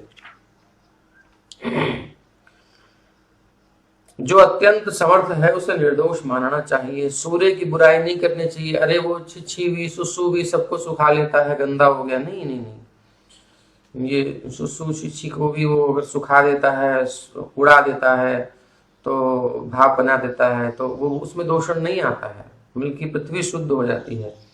सर्वाधिक शक्तिमान की आलोचना न तो सामान्य व्यक्ति द्वारा न ही महान पुरुष द्वारा होनी चाहिए। चित्रकेतु को यह समझना चाहिए था कि यद्यपि शिव उस प्रकार बैठे हुए थे तो भी उनकी आलोचना नहीं की जानी चाहिए थी। कठिनाई ये थी कि चित्रकेतु भगवान श्री विष्णु संकर्षण का महान भक्त हो गया था और भगवान संकर्षण का अनुग्रह प्राप्त होने से उसे कुछ कुछ घमंड भी हो आया था। अतः उसने सोचा कि ये किसी की भी, चाहे शिव जी की ही क्यों ना हो, आलोचना कर सकता था। भक्त में ऐसा गर्व अक्षम्य है। वैष्णव को हमेशा अत्यंत विनम्र रहना चाहिए और दूसरों का आदर करना चाहिए। तो यहाँ एक और दूसरे एंगल से शिक्षा मिल रही है कि पार्वती जी कह रही कि ठीक है, तुम बहुत ऊंचे हो गए, भगवान का दर्शन कर लिए, लेकिन तुम शिव जी को कोई राय कैसे दे रहे हो? शिव जी को अगर तुम मीठी राय भी दे रहे हो तो क्यों दे रहे हो? तुम्हारा अधिकार कहाँ से आ गया? दैन्यता नहीं है, चुपचाप दैन्यता आनी चाहिए। दूसरा एंगल है, आपने आप को तृण से भी अधिक नीच मानते हुए तरोरिव सहिष्णुना, वृक्ष से समान सहनशील होते हुए अमानी न मानते, और अमानी होकर के भी दूसरों को सम्मान की भावना, यानी हमारा अपमान हो रहा है, हमारी कोई केयर नहीं है, बट फिर भी हम दूसरे को सम्मान दें, बहुत बड़ी बात है। तब हम भगवान का कीर्तन कर सकते हैं, नहीं तो गुब्बारा फूल जाता है, तुरंत हवा भर जाती है अहंकार के गुब्बारे में, और व्यक्ति कहता है अरे मेरे को नहीं, मेरे को नहीं, बस वही फंस जाता है। भजन उसका नहीं हो पाएगा, ऊपर से करता रहेगा लेकिन हृदय में कहीं ना कहीं गांठ रह जाएगी, वो तोड़ देनी चाहिए तुरंत अगर भजन करना है तो ऐसी मनोदशा में ईश्वर के पवित्र नाम का निरंतर जप कर सकता है, नहीं तो निरंतर नहीं हो पाएगा, बाधित हो जाएगा। तो वैष्णव को किसी अन्य की स्थिति को कम करने की चेष्टा नहीं करनी चाहिए, विनम्र बने रहकर हरे कृष्ण मंत्र का जप करना ही श्रेयस्कर है। निर्जितात्माभिमानिने शब्द जो है सूचित करता है कि चित्रकेतु को अपने आप को शिव से भी बड़ा इंद्रजीत मानना नहीं चाहिए था, किंतु वास्तव में वो वैसा था नहीं। इन्हीं कारणों से माता पार्वती चित्रकेतु पर क्रुद्ध हुई। अभी किसका एंगल है? माता पार्वती का एंगल है, यानी उनकी दृष्टि ऐसी है। तो अब ये बात समझने की है। उन्होंने कहा ये बच्चा ऐसा है, इसको थोड़ा सा अभिमान हो गया है, ठीक है, शिव जी को राय देने की इसको क्या जरूरत है? उनकी स्थिति है, वो कर रहे हैं, तो तुम क्यों उसमें बोल रहे हो? उनका ऐसा सोचना था। श्री पार्वत्युवाच, ये क्लियर हो रहा है ना आपको दोनों दृष्टिकोण, इस श्लोक से पिछले वाले और इस वाले? कोई डाउट तो नहीं है जूम वासियों? ठीक है, बहुत शुद्धता से सही से समझते हुए चलना है, नहीं तो कंफ्यूजन हो गया तो फिर गए। श्री पार्वत्युवाच अयं किमधुना लोके शास्ता दंडधरः प्रभु अस्मद्विधानां दुष्टानां निर्लज्जानां च विप्रकृत। देवी पार्वती ने कहा, ओहो, क्या हम जैसे निर्लज्ज व्यक्तियों को दंड देने हेतु इस दंडधारी का पद ले लिया है क्या इसने? अब वो व्यंग कर रही हैं, अरे हम तो निर्लज्ज हैं और तुम ही दंड देने वाले आए हो क्या हमें? क्या इसे दंडधारी शासक नियुक्त किया गया है? कभी कभी हमने देखते हैं कि कुछ लोग जो होते हैं ना, दूसरे को क्रिटिसाइज करने को शुरू कर देते हैं अननेसेसरली, फलाना ऐसा है, फलाना ऐसा है, ये है, उसे तो कुछ कख नहीं आंदा उन्नता। ये सब क्या मतलब आपको अथॉरिटी दे दी गई है क्या कि आप ये मीन मेट निकालो? किस लिए कर रहे हो? अगर आप प्रेसिडेंट हो, अगर आप गुरु हो, अगर आप अथॉरिटी हो, तो आप दोष देखने के कुछ अंश में और जो है हित की भावना से, द्वेष से नहीं, उसके कल्याण के लिए गुरु को खोट निकालने होते हैं तो वो देखने पड़ेंगे, वो डांटेगा, वो शासन करेगा। लेकिन हर एक व्यक्ति लाके जो आए थप्पड़ लगा दे, जो आए थप्पड़ लगा दे, थोड़ी होता है। अब माँ बच्चे को मारती है, ताव से मारती है, जोर से मारती है, बाप भी मार देता है, लेकिन ये थोड़ी कि कोई आए उसके मुंह पे थप्पड़ लगा के चला जाए, माँ मारी बाप मारे मैं ही मार दूं, ऐसा थोड़ी हो जाएगा। तो किसने अथॉरिटी दी तुम्हें? यही कह रही हैं, क्या इसे दंडधारी शासक नियुक्त किया गया है? क्या अब यही इसका एकमात्र स्वामी है? न वेद धर्मं किल पद्मयोनिर्न ब्रह्मपुत्राधिगुणारदाद्याः न वै कुमारः कपिलो मनुश्च येनो निषेधन्त्यतिवर्तिनं हरम्। अब कह रही है कि ओ हो, ऐसा लगता है कि ना तो कमल पुष्प से जन्म लेने वाले ब्रह्मा जी भगवान के प्रथम पुत्र, और ना भृगु मुनि जिन्होंने भगवान के वक्षस्थल पर जाकर के लात मार दी, उनकी परीक्षा करके उनको सर्वश्रेष्ठ सिद्ध कर दिया। ये भगवान की महिमा बढ़ाने का भी एक तरीका। बोले उनके वक्षस्थल पर लात मार दी और बताया कि देखो ब्रह्मा जी भी श्रेष्ठ नहीं है, शिव जी भी नहीं है, सबसे श्रेष्ठ उपास्य तत्व है तो वो विष्णु है। वो चुपचाप वो लीला आगे आप सुनेंगे कैसे।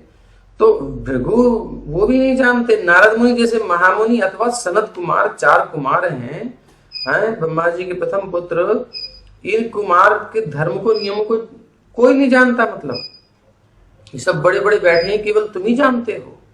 मनु तथा भगवान श्री कपिल भी उन नियमों को भूल चुके हैं लगता है। न भगवान कपिल जानते न मनु जानते, बस तुम ही जानने वाले हो।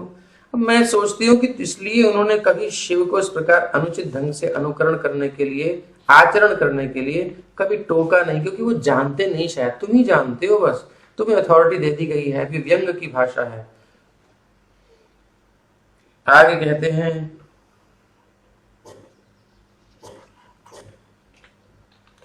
एषामनुध्येय पदाब्ज युग्मं जगद्गुरुं मंगलमंगलं स्वयं यः क्षत्रबन्धु परिभूय सूरीन् प्रशास्ति धृष्टस्तदयं हिरण्यः। ये चित्रकेतु क्षत्रियों में घोर निकृष्ट है, क्षत्रियों में बिल्कुल नीच है, क्योंकि इसने उन शिव का तिरस्कार करके ब्रह्मा तथा अन्य देवताओं को मात कर दिया जो उनके चरण कमलों का हमेशा ध्यान करते हैं। भगवान शिव साक्षात धर्म है और साक्षात सारे जगत के गुरु हैं। इसलिए चित्रकेतु दंडनीय है, जो गुरु पर भी गुरुआई दिखा रहा है। सभा के सभी सदस्य उत्कृष्ट ब्राह्मण तथा स्वरूप सिद्ध आत्मा थे, किंतु उन्होंने अपनी गोद में लेकर पार्वती को आलिंगित करते हुए शिव के व्यवहार के लिए कुछ भी नहीं कहा। तो भी चित्रकेतु ने शिव की आलोचना की, अतः पार्वती के विचार से वो दंडनीय था। तो जिनको सुनाई नहीं दे रहा है जूम पर, वो फेसबुक पर सुन लीजिए, उनको सुनाई दे जाएगा।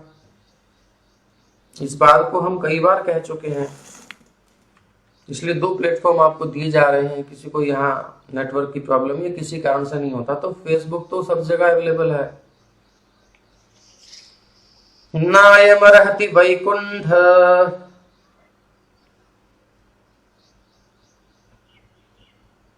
तो पार्वती के विचार से, पॉइंट आप नोट कर लीजिए, जो श्लोक शुरू हो रहे हैं ना ये वाले, ये सब पार्वती जी के एंगल से, उनके दृष्टिकोण से। तो पार्वती के विचार से वो दंडनीय था, उनका भी विचार अपनी दृष्टि से ठीक है, और एक्चुअल स्टेज कुछ और है। और पार्वती जी अपने प्रेम के कारण अपने पति के अपमान को, और उस पति को क्या कहें, वो तो जगत के गुरु हैं, जगत के। शिव जी जैसी स्थिति किसी की नहीं है, उनको कोई कैसे कुछ कह सकता है। तो उस दृष्टि से भी ठीक है, तो दोनों ही ठीक है अपने अपने एंगल से। तो अब देखिए, नायमर्हति वैकुंठ पादमूलोपसर्पणम् संभावितमतिः स्तब्ध साधुभिः पर्युपासितम्। ये व्यक्ति ऐसा सोचकर अपनी सफलता से फूला हुआ है। पार्वती जी रुकेंगी नहीं, क्योंकि माताएं जब बोलना शुरू करती हैं तो फिर अच्छी दर्द होती हैं। तो ये व्यक्ति ऐसा सोचकर अपनी सफलता से फूला हुआ है कि मैं ही सर्वश्रेष्ठ हूं। क्यों धोती है अच्छी तरह? क्योंकि माताओं की सफाई करने की आदत होती है। माँ अपने बच्चे की किसी भी गंदगी को रहने नहीं देती। बच्चे को जब साफ करती है नहला धुला करके, बिल्कुल चमका देगी। घर साफ करेंगी तो बिल्कुल चमका देंगी। पुरुष करेगा तो उसमें डाउट है, बिल्कुल साफ करेगा नहीं करेगा, ऊपर से झाड़ू लगा देगा। अब माताएं कहीं सफाई करती हैं तो बढ़िया से करती हैं, तो इसलिए धो रही हैं, और कोई बुरा मत मानिएगा माताओं, स्वभाव अच्छा है ये। तो ये व्यक्ति ऐसा सोचकर अपनी सफलता से फूला हुआ है कि मैं ही सर्वश्रेष्ठ हूं। ये व्यक्ति भगवान श्री विष्णु के उन चरण कमलों के निकट जाने के योग्य ही नहीं है, जिनकी उपासना सभी साधु पुरुष करते हैं। क्यों? क्योंकि ये अपने आप को बहुत महत्वपूर्ण समझकर घमंडी हो गया है, घमंडी बन गया, इसलिए घमंडी व्यक्ति भगवान तक नहीं पहुंच सकता। यदि कोई भक्त अपने आप को भक्ति में सिद्ध मान बैठता है तो लोग उसे घमंडी तथा श्री भगवान के चरण कमलों के आश्रय के नीचे बैठने हेतु अयोग्य मानते हैं।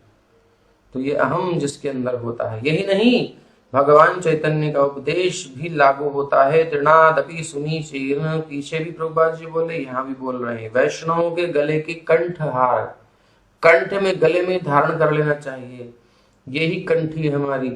तृणाद अपि सुनीचेन पहली राउंड, तरो रिव सहिष्णुना दूसरा राउंड, अमानिना मानदेन तीसरा राउंड, दैन कीर्तनीय सदा हरि।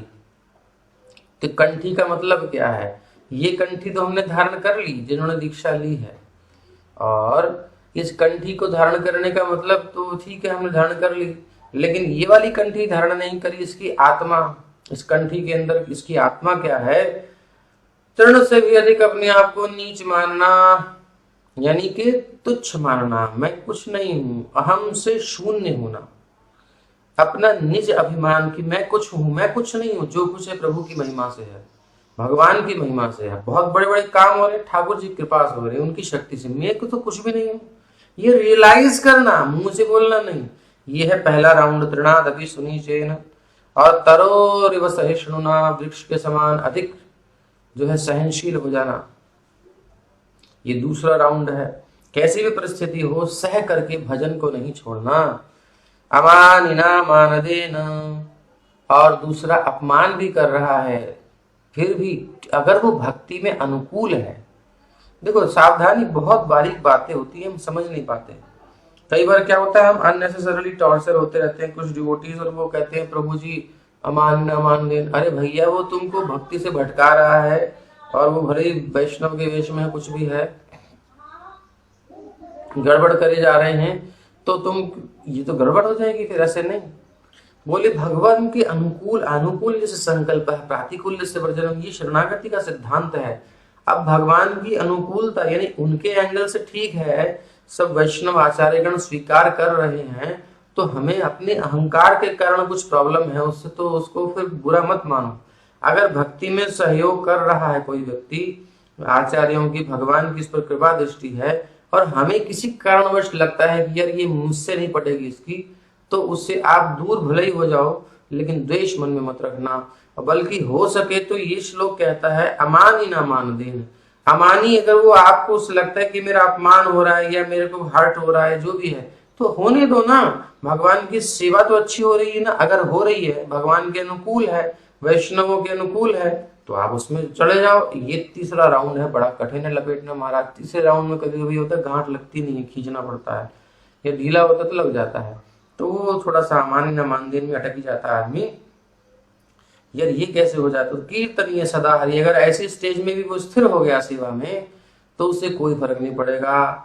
फिर कीर्तनीय सदा हरि, फिर कैसी भी परिस्थिति आ जाए उसके सामने, हरे कृष्ण कृष्ण कृष्ण हरे हरे, हरे राम राम राम हरे हरे, बस उसका मंत्र चलता रहेगा। भगवान की शरणागति बाधित नहीं होगी।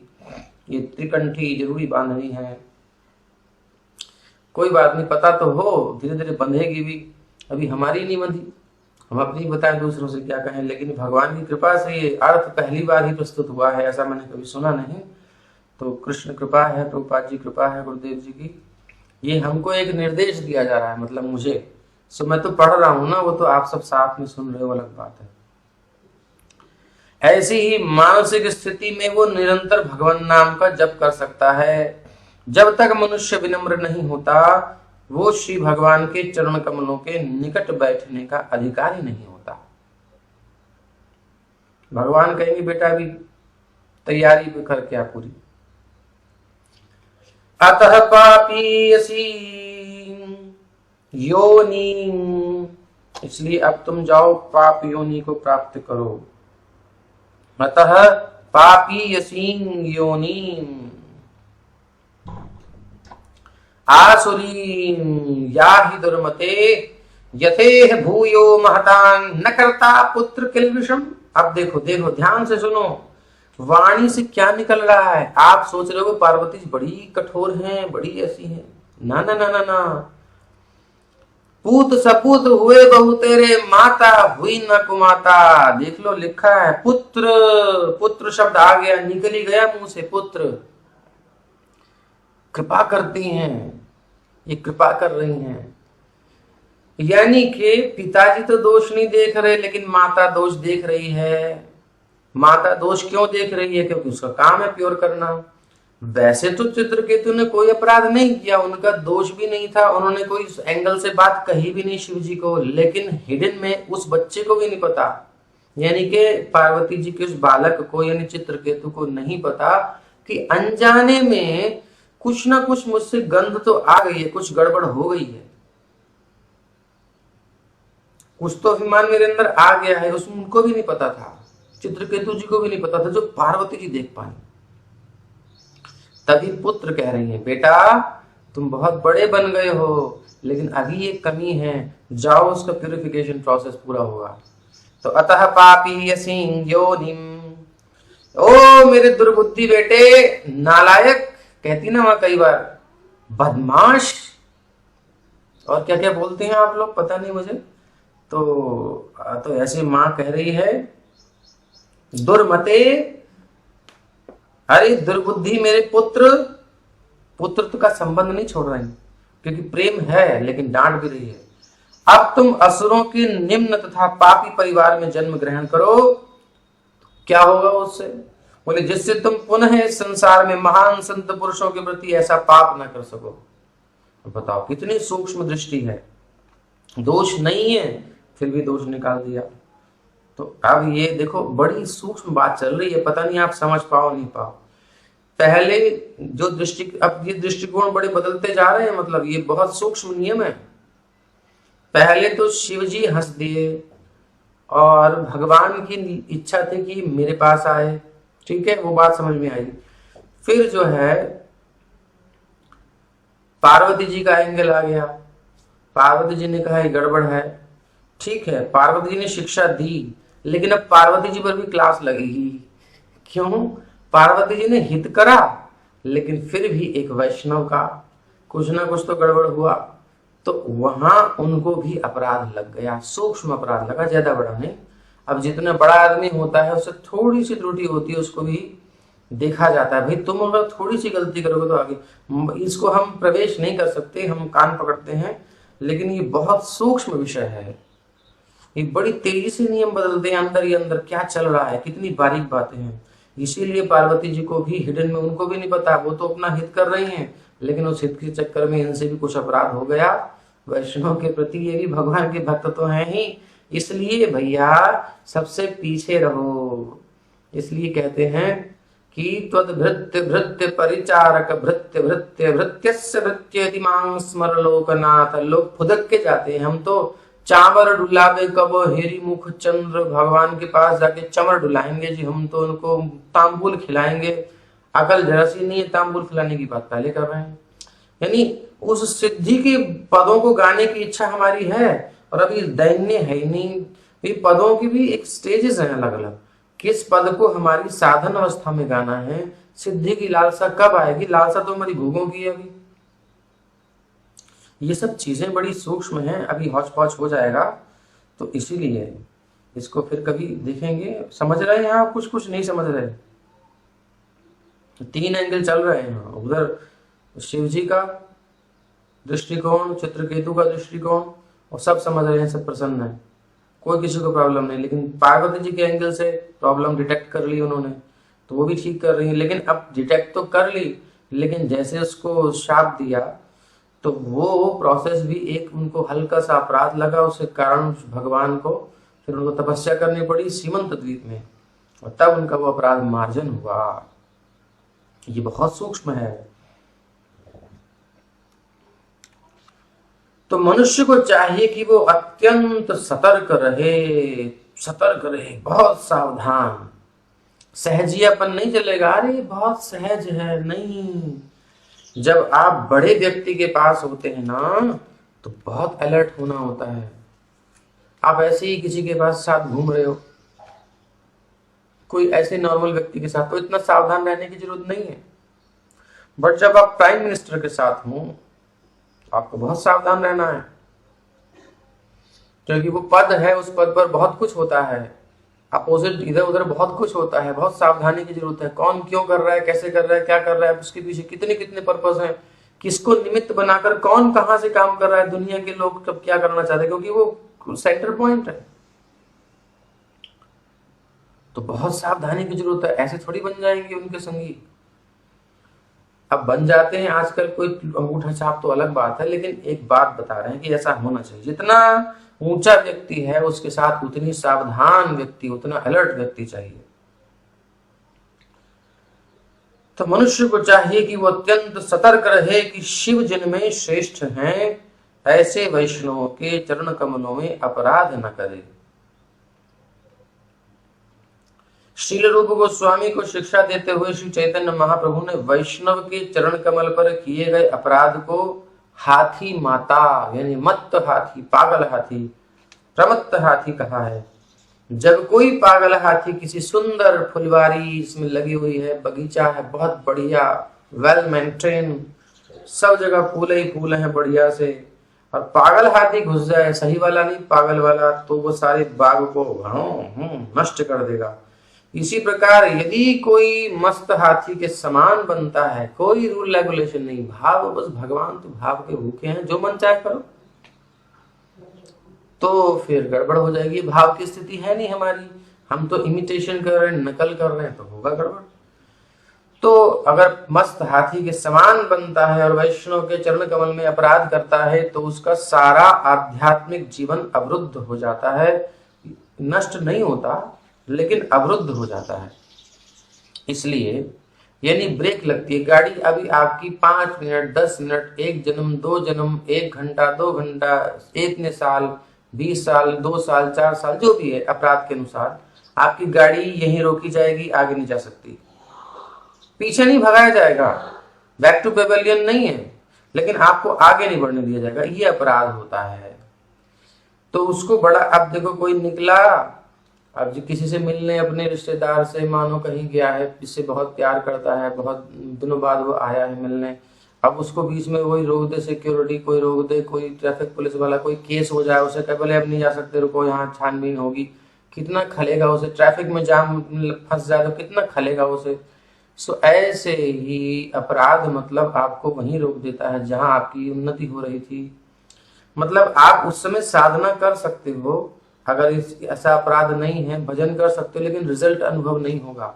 वो बन रहा है, ऐसा मत सोचना कि भजन करने वाला कभी जो है परास्त होता है, नहीं, लेकिन उसको थोड़ी ग्लानि हो, थोड़ी जलन हो, ताकि पता चले कि मुझसे गलती हुई, आगे और अलर्ट रहे, इसलिए ये दिया जाता है।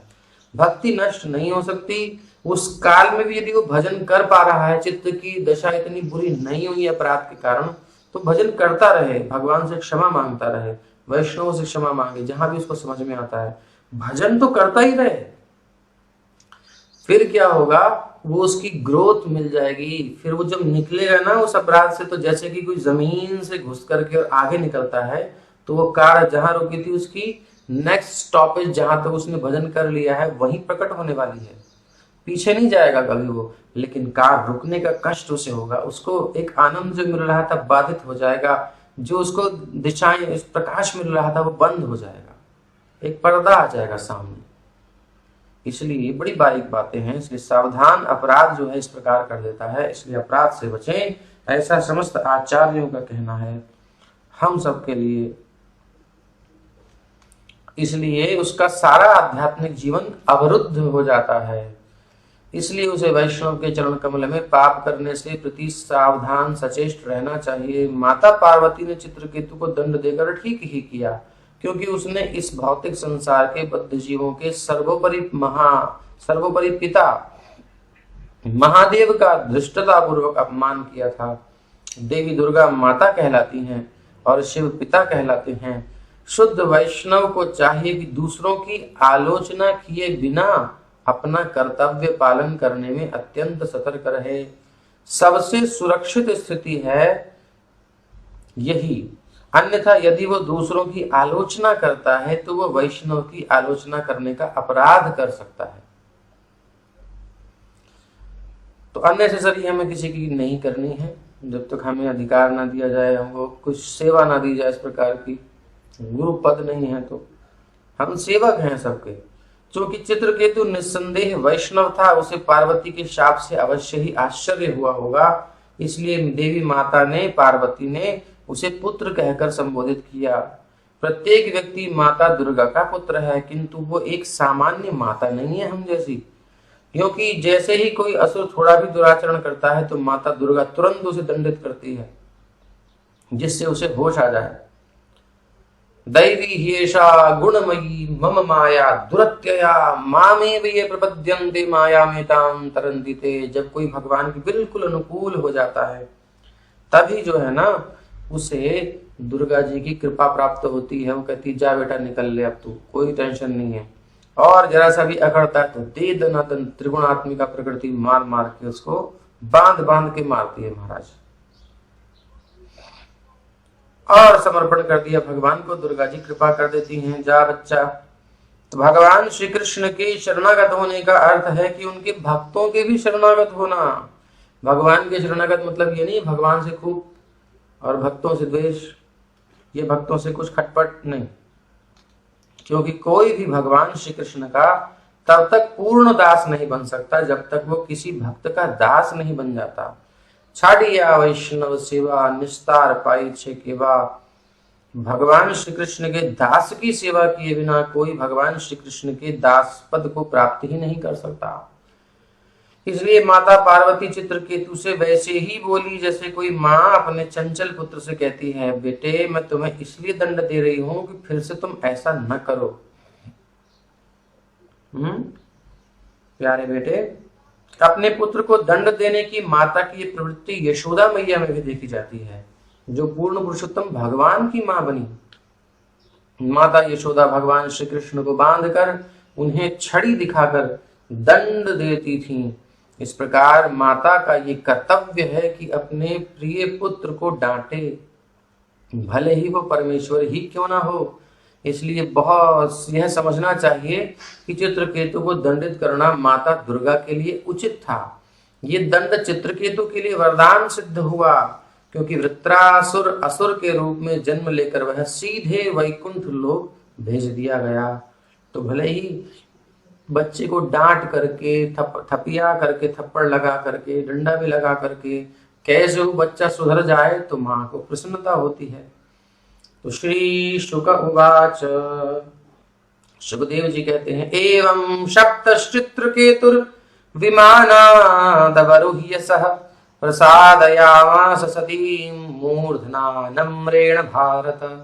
अब अकलमंद बच्चा होता है, माँ की डांट सुनकर, उनकी घुड़की देखकर, अलग अलग टाइप होते हैं सुधारने के, आंख दिखाती है सुधर जाए, आंख डांट लगाती है, थप्पड़ भी लगाती है, जैसे भी हो। अगर बच्चा तुरंत हाथ जोड़ता, मम्मा सॉरी गलती हो गई, आगे से नहीं करूंगा, तो तुरंत माँ खुश हो जाती है, सीने से लगा लेती छाती से और प्यार करती है मस्तक पर। तो श्री सुखदेव गोस्वामी ने आगे कहा, हे राजा परीक्षित, पार्वती द्वारा शाप दिए जाने पर चित्रकेतु अपने विमान से नीचे उतरा। समझ गए। उनके समक्ष विनम्रता पूर्वक नतमस्तक हुआ और उसने उन्हें पूर्ण रूपेण प्रसन्न कर दिया, मां के चरणों में प्रणाम किया। चित्रकेतुर्वाच, चित्रकेतु क्या कहते हैं? चित्रकेतु कहते हैं, प्रतिगृह्णामि ते शापम् आत्मनोऽञ्जलिनाम्बिके देवैर्मर्त्या यत् प्रोक्तं पूर्वदिष्टं हितस्य तत्। चित्रकेतु कहते हैं, हे मैया, हे माता, मैं अपने हाथ जोड़कर आपका शाप स्वीकार करता हूं। जो आपने दंड दिया है मैं उसका बुरा नहीं मानता। मतलब कहने का ये, मुझे शाप की चिंता नहीं है, क्योंकि मनुष्य के पूर्व कर्मों के अनुसार ही देवताओं द्वारा सुख या दुख प्रदान किए जाते हैं। यानी ये जो भी ग्रह नक्षत्र है, जो भी कुछ संसार में हो रहा है, ये तो एक निमित्त है। खेलने वाला खिलाड़ी कोई और है, जो हमने पहले आपको बताया था। तो ये उनके द्वारा ही हो रहा है असली में। इसलिए चूंकि चित्रकेतु भगवान का भक्त था, इसलिए वो माता पार्वती के शाप से जरा भी विचलित नहीं हुआ। तो अगर हम विचलित होते हैं तो उसका मतलब हम अभी भक्त नहीं बने हैं। इसलिए भक्ति का अभिमान नहीं करना चाहिए हम बच्चों को कि हम भक्त हो गए हैं, अगर विचलन हो रहा है जीवन में तो। और आगे बढ़ने का प्रयास करना चाहिए, हिम्मत नहीं हारनी चाहिए, उत्साह रखना चाहिए, चलते रहो, सब साथ में है। कुछ कष्ट भी है तो वो भी हमारी हेल्प के लिए है, और सुख है तो भी हेल्प के लिए है। उसे भली भांति ज्ञात था कि सुख या दुख दैव नेत्र या पूर्ण पुरुषोत्तम भगवान के दूतों द्वारा पहले से निश्चित विगत कर्मों के फल होते हैं। उसे ये ज्ञात था कि उसने शिव या माता पार्वती के चरण कमलों पर किसी प्रकार का अपराध नहीं किया था, किंतु फिर भी उसे दंडित किया गया था, जिसका सीधा अर्थ था कि दंड तो पहले से निश्चित था। इसलिए राजा ने कोई चिंता नहीं की। भक्त स्वभाव से इतना नम्र तथा विनीत होता है कि जीवन की किसी भी अवस्था में वो भगवान का वरदान मानकर स्वीकार कर लेता है कि जो परिस्थिति है प्रभु की दी हुई है। तत्ते नुकंपाम सुसमीक्षमाणो, याद कर लो श्लोक को। 10वें अध्याय के 10वें स्कंद के 14वें अध्याय का 8वां श्लोक। Very very very very very very very very very very very very important. ये याद होना चाहिए। हम कई बार कह चुके हैं, लेकिन अब सुनाना है आपको। भक्त किसी के द्वारा किए दिए गए दंड को ईश्वर का अनुग्रह मानकर स्वीकार करता है। यदि मनुष्य इस प्रकार की विचारधारा, ये विचार बनाना पड़ता है, याद करना पड़ता है, भटकते हैं फिर लाना पड़ता है, ये अभ्यास। विचारधारा से रहे, जिए, बस कुछ नहीं करना, तो वो देखता है कि उसे जो भी असफलताएं मिलती हैं वो गलत हमारे कर्मों का, दुष्कर्मों का फल है। इसलिए वो किसी को दोष नहीं देता। इसके विपरीत कष्टों के कारण अधिक से अधिक विमल होकर भगवान की भक्ति में लग जाता है। अरे इससे गलती हुई थी, अब आगे से और सावधान रहूंगा। कष्टों में बहुत शुद्ध हो जाता है। वो तपस्या मानता है, जो भी परिस्थिति आई है ये मेरे को तपस्या के लिए मिली है, सहना है मुझे, खुशी से सहता है और शुद्ध हो जाता है। और रोता है तो और लिबड़ जाता है मन में। अतः कष्ट भोग भी पवित्र होने की विधि है। भाई श्री कहते हैं, श्री हनुमान प्रसाद पोद्दार जी, कि अगर आपको कोई समस्या आती है, कोई दुख आ रहा है, कोई बुखार है, कोई रोग है, आप उसको सहो खुशी से, तो वो तपस्या के रूप में परिणत हो जाता है और उससे आपकी ग्रोथ होती है, भक्ति में उन्नति होती है। बहुत बड़ी बात है। इस प्रसंग में श्री विश्वनाथ चक्रवर्ती ठाकुर कहते हैं कि जिसने कृष्ण भक्ति विकसित कर ली है और भगवान श्री कृष्ण से प्रेम करना सीख लिया है, उसे कर्म के नियमों के अंतर्गत सुख और दुख नहीं मिलते। जिसने भक्ति विकसित कर ली है, अभी शुरू नहीं, विकसित कर ली है, यानी कि थोड़ी सी आगे की अवस्था में आ गया है, नेचुरल, और भगवान से प्रेम करना सीख लिया है, तो कम से कम भाव अवस्था, निष्ठा की अवस्था तो हो ही जाए भक्ति की। उसे कर्म के नियमों के अंतर्गत सुख और दुख नहीं सताते। चेत एतैर अनाविद्धम स्थितम सत्वे प्रसीदति। ये जो भागवत के मंत्र बता रहे हैं वो इसी स्थिति की ओर इंगित कर रहे हैं। अनाविद्धम, चित्त अप्रभावित रहता है। संसार में समस्याएं तो आएंगी। देखो, जब हम बिगिनिंग में ड्राइविंग सीखते हैं तो बड़ा डर लगता है, यार इधर से कोई आएगा, इधर से ठुक गई, उधर से ठुक गई, वो समस्या रहती है, टेंशन। और जब एक्सपर्ट हो जाते हैं तो फिर कितनी बड़ी भीड़ में, रोड में, और कई स्पीड से कई काम करते हुए हम सब बैलेंस कर लेते हैं। तो बस यही है। निस्संदेह वो कर्म से परे होता है। ब्रह्म संहिता का कथन है, कर्माणि निर्दहति किंतु जो भक्ति भाजाम। भक्ति कर्म फल से, इसलिए भक्त जो है वो कर्म फल से इसलिए मुक्त हो जाता है क्योंकि उसने भक्ति में सेवा अपना ली है। इसी यानी हमने सर्विस देख लिया, हमारे लाइफ का एम क्या है, मैं सेवक हूं, मेरा काम सेवा करना है, मैं दासी हूं, मेरा काम दासता करना है, सेवा भगवान की, बस उनकी इच्छा के अनुसार चलना है, ये करते रहो बस। इस पोजीशन में रहेंगे तो सब चीजों से पार हो जाएंगे, अदरवाइज समस्या में रहेंगे। तो इसी सिद्धांत की पुष्टि हुई है भगवत गीता में, सगुणान समतीत्यैतान ब्रह्म भूयाय कल्पते। जो साधक हैं बड़े ध्यान से इसको सुने, बहुत ही इंपॉर्टेंट चीज चल रही है। और सिद्ध जो हैं, जो मुक्त हो चुके उनको तो प्रणाम है, वो कृपा करें।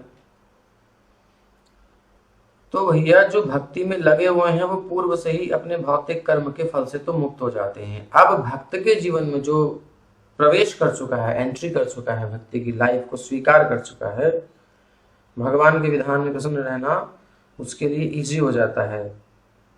उसको फिर अपने कर्मों के फल नहीं मिलते। भक्तों के जीवन में जो घटनाएं होती हैं, अगर आप देखोगे स्पेशली डिवोटीज की लाइफ में, अगर थोड़ा बैक में देखोगे कितना सुंदर हुआ, अगर ऐसा नहीं होता तो हम आज यहाँ नहीं होते। तो वो चीज समझना बहुत इंपॉर्टेंट है। भगवान का हाथ दिखाई देता है स्पष्ट रूप से। श्रीमद् भागवत के पहले स्कंद के दूसरे अध्याय के 21वें श्लोक में भी कहा है, क्षीयन्ते चास्य कर्माणि दृष्ट एवात्मनीश्वरे। उसके कर्म क्षीण हो जाते हैं भक्ति से, और प्रेम दशा प्राप्त करने के पहले ही मनुष्य के सारे कर्म फल खत्म हो जाते हैं, प्रेम तो बाद में मिलेगा। तो ईश्वर जो है भगवान अपने भक्तों के प्रति बहुत दयालु हैं, वत्सल हैं। वत्सल मतलब खूब स्नेह है उनका भक्तों से। फलतः भक्त को किसी भी दशा में कर्म फल तो भोगने नहीं पड़ते। भक्त कभी स्वर्ग की कामना नहीं करता, और जो भक्त नहीं है वही कामना करता है। इसका मतलब कामना करता है तो भक्त नहीं है। तो भक्त कभी स्वर्ग की कामना नहीं करता। भक्त के लिए स्वर्ग, मुक्ति और नरक सब एक जैसे होते हैं, क्योंकि सब जगह वही भौतिक है। भगवान की सेवा जहां है, भगवान में मन लगा है तो वही धाम है। और भगवान में सेवा में मन नहीं लगा, भगवान की सेवा नहीं है, तो वो चाहे स्वर्ग में भी पहुंच जाए उसे खलेगा, यार ये कहाँ आ गया मुसीबत में, वैकुंठ पहुंचाया। अरे स्वर्ग को छोड़ो, ग्वाल बालों को दशम स्कंद में आप देखोगे, कन्हैया से कही, अरे कन्हैया तू तो वरुण देवकियां पहुंच गया और बाबा को मुक्त करा लाया, तो हमने सुना कि तू वैकुंठ को नाथ है, नेक अपना वैकुंठ दिखाई दे।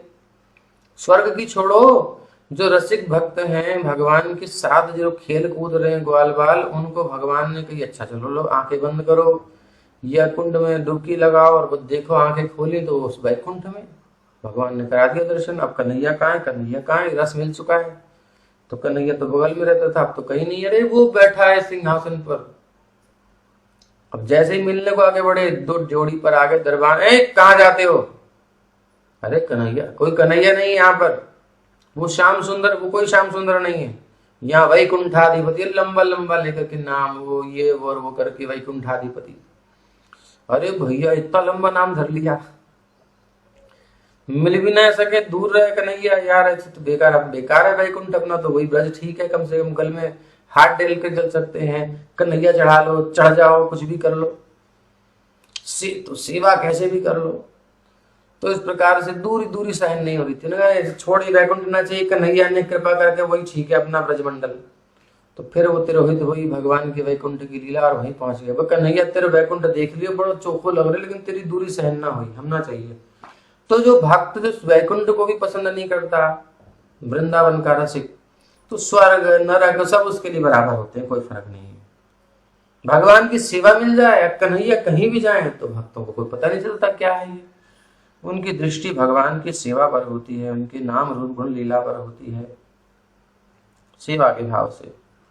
इसलिए भक्त के लिए स्वर्ग और मुक्ति और नरक सब बराबर हैं, क्योंकि वो भौतिक संसार में विभिन्न अवस्थाओं में भेद ही नहीं करता।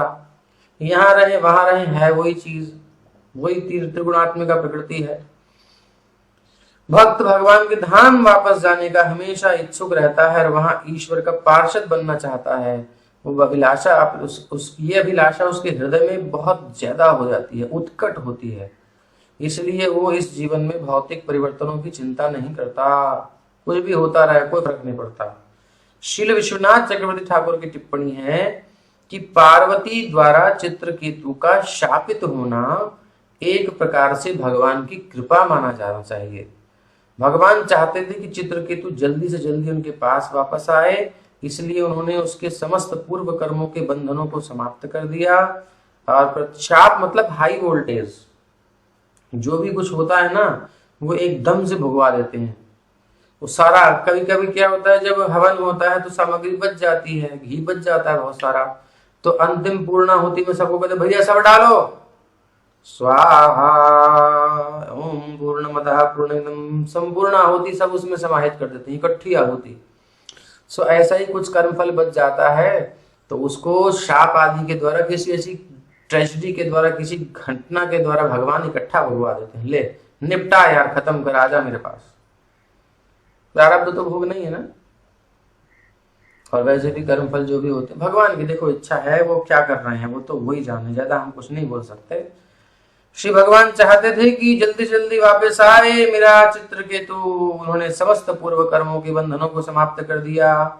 प्रत्येक जीव के हृदय में वास करने वाले श्री भगवान ने पार्वती के हृदय से कार्य करके चित्रकेतु को शाप दिलाया, जिससे कि उसके सारे भौतिक कर्मफल विनष्ट हो जाएं।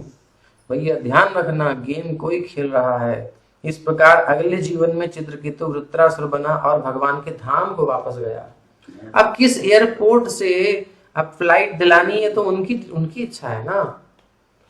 अब उनको जरूरी थोड़ी है कि तुम्हारी इच्छा अनुसार एयरपोर्ट ही मिलेगा, नहीं, वो उनको बुलाना है, वो कैसे बुलाना चाहते हैं। यार तुमने समर्पण कर दिया, अब काय को टेंशन करते हो। तो कुछ भी बनाए, हम उनके जब हो गए तो जो करे वो। अब जब विवाह कर लिया स्त्री ने तो पति हो गया ना, वो जो भी कर रहा है करने दो, उसे क्या समस्या है। तो हमारे पति तो श्री कृष्ण हैं, हम सब उनकी शक्तियां हैं, तो जो प्यारे कर रहे हैं करने दो, काहे को टेंशन हो रही है। वो जो करेंगे अच्छा करेंगे, ये विश्वास पहले रख लेना, नहीं तो विवाह होगा नहीं। प्यार होगा तभी तो विवाह होगा। तो इसलिए प्रेम बहुत जरूरी है, विश्वास बहुत जरूरी है। संबंध इतना इंटेंस फीलिंग तभी आएगी, तभी समझ में आएगा कि क्या हो रहा है। हर परिस्थिति में आनंद ही आनंद है। संसार चक्र एतस्मिन्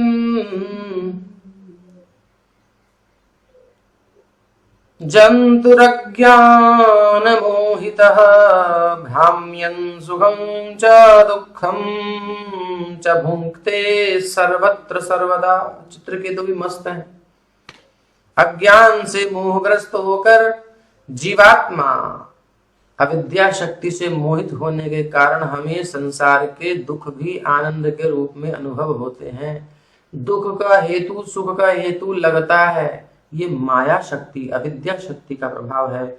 वही कह रहे हैं, अज्ञान से मोहग्रस्त होकर जीवात्मा इस भौतिक संसार रूपी जंगल में भटकता रहता है, जैसे कि भूल भुलैया में भटकता है। अब गेट किधर से घुसे थे पता ही नहीं चलता किधर निकलना है, यार ये दरवाजा किधर अब गया काम से। और हर जगह है तथा हर समय अपने, अब कभी जाना भूल भुलैया होती है, दिल्ली में भी है शायद ना, तो उसमें आप एंट्री कर जाइए बस, फिर निकलना मुश्किल है आपका, फंस जाओगे। इधर से दरवाजा उधर से दरवाजा, घूमते रहो घूमते रहो। ऐसी गुफाएं हैं, आदमी गया तो निकला ही नहीं, महीनों बीत गए, पता ही नहीं कहाँ है, गया तो गया। तो अज्ञान से मोहित होकर जीवात्मा इस भौतिक संसार की भूल भुलैया यानी जंगल में भटकता रहता है और हर जगह तथा हर समय अपने पूर्व कर्मों के फलस्वरूप सुख और दुख पाता रहता है और कहता है इनने मेरे साथ ऐसा कर दिया, उनने मेरे साथ ऐसा कर दिया, तेरी वजह से ये हुआ, तेरी, अरे भैया तेरे ही कर्म है, यही तो माया है। फल स्वरूप सुख और दुख पाता रहता है। इसलिए हे मैया, इस घटना के लिए आप ना तो आप दोषी हैं न मैं दोषी हूं, काहे की टेंशन। ये अंदर ही अंदर हम लोगों के लिए बात है, समझा रहे हैं। ये स्टेटमेंट श्लोक में नहीं है लेकिन ये बात समझ लेनी चाहिए। श्रीमद् भगवद गीता के 3 अध्याय के 27वें श्लोक में पुष्टि की गई है कि प्रकृते ही क्रियमाणानि, बड़ा सूक्ष्म है, इसको समझ लो। और प्रेम जब होगा ना, थोड़ा सा भगवान से लगाव हो जाएगा, थोड़ा भागवत से सुन सुन के थोड़ा सा मन स्थिर होगा, तब ये बात बड़ी जल्दी समझ में आ जाएगी। और द्वेष होगा ना भगवान से, तो फिर इरिटेशन होगी, छोड़ के भाग जाएंगे हम कि क्या सुना रहे हैं। हाँ, थोड़ा धैर्य। तो मुख्य खेलने वाले, क्रीड़ा करने वाले प्रिया प्रियतम है, श्याम सुंदर है, किशोरी जी है।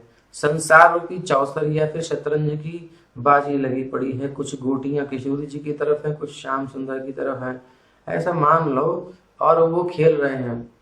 तो कभी क्या है कि अब निमित्त बनाते हैं प्रकृति का। अब ये तो गेम डायरेक्ट चल रहा है, ये हो गई भक्तों का गेम। अब एक गेम है कि अब दोनों बैठे हैं और उनके प्रतिनिधि आ गया कोई प्रतिनिधि, यानी कि माया। ये माया की द्वारा भी संसार की बिसात बिछी हुई है, जो भौतिक जीव हैं। तो प्रकृति के द्वारा वो उनसे काम करवाते हैं, यानी गोटियां चलवाते हैं, प्रकृति ही निर्देशित करती है हम लोगों को। तो ये भी एक गेम है। तो डायरेक्ट भगवान के हाथ में मान लेना चाहिए। जब भक्त भगवान को समर्पण कर देता है, हे नाथ अब माया से मत नचाओ, अब आप ही नचा लो, मैं तैयार हूं नाचने को, अपनी अकड़ नहीं दिखाऊंगा। तो भगवान कहते हैं ठीक है, फिर तुम्हें अपना डायरेक्ट नचाते हैं। मेरे गिरधर लाल तेरो नचायो नाचूं, अरे मेरे गिरधर लाल तेरो नचायो नाचूं। फिर वो गाता है मस्ती से। फिर अब उसकी जो भी दशा होती है उसमें वो प्रसन्न रहता है, भगवान की ओर निहारता है। अब वो जो करें, उनकी गाड़ी है। अब जिस जो ड्राइवर होता है, घोड़े को कहीं भी ले जाए, घुड़सवार, उसकी इच्छा है ना, घोड़े को तो जाना ही जाना है। बस भक्त ऐसे हो जाता है। तो अब आपको देखना है कि भैया डायरेक्ट भगवान की चौसर चौसर उन्हीं की है, खेल वही रहे हैं, किसी के द्वारा, या डायरेक्ट भगवान के साथ खेलना है इनके भक्तों के माध्यम से। तो वो थोड़ा सूक्ष्म विषय है। तो प्रकृति क्रियमाणानि गुणैः कर्माणि सर्वशः अहंकार विमूढ़ात्मा कर्ता हमिति मन्यते। प्रकृति करा रही है, अहंकार से विमूढ़ होकर के, मूर्ख बन के आत्मा सोचता है मैं कर रहा हूं, मैं कर रहा हूं, मैंने इतना मेहनत किया, मैंने इतना धन कमाया, मैंने ये काम किया। कर रहे भैया, कठपुतली चिल्लाती है मैं राजा, मैं मंत्री। तो क्या है, कुछ नहीं है। तो ऊपर कोई बोल रहा है, कोई नचा रहा है। तो हमने देखा होगा चित्र भगवत गीता आदि में, 3 स्त्रियां हैं, नीचे 2 आदमियों को धागे से नचा रही हैं। तो वैसे ही हम प्रकृति के पुतले बने हुए हैं, अब कुछ नहीं है। अब मिथ्या अहंकार में फूलते रहते हैं, हर समय यहाँ वहां भटकते हुए कर्म फलों को भोगते हैं। क्योंकि कर्ता अहम इति मन्यते, मानते हैं कि मैं करने वाला हूं। और कर्तृत्वाभिमान छोड़ दें, प्रभु के ऊपर निर्भर हो जाएं, और बस फिर जो उनका आदेश है। देखो, एक तो जबरदस्ती नाचना और एक इच्छा से नाचना। जबरदस्ती नाचना मतलब प्रकृति के गुण फोर्स करते हैं, अंदर से फोर्स आता है, वो भी तो हम कर ही रहे हैं ना। हमारे मन में जो आएगा वो करेंगे, मतलब क्यों आ रहा है मन में, कौन डाल रहा है मन में, आपको पता ही नहीं है। तो कराया तो जा ही रहा है अभी भी, लेकिन करता अहम इति मन्यते, इसलिए अगला लेसन तैयार हो जाता है, अगली स्टेज तैयार हो जाती है, जन्म मृत्यु को चक्र चलता रहता है।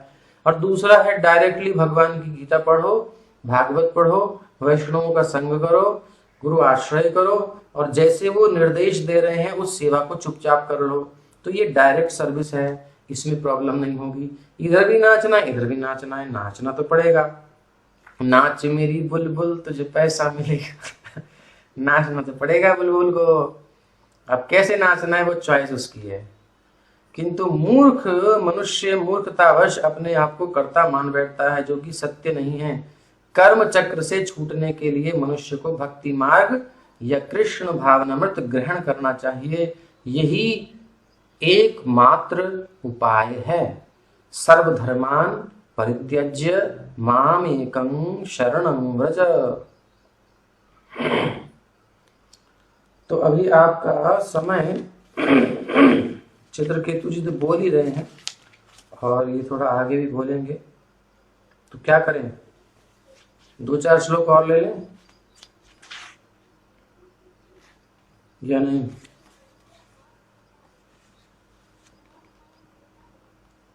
आप लोग हैं?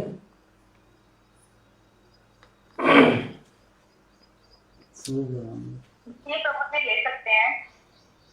ठीक है।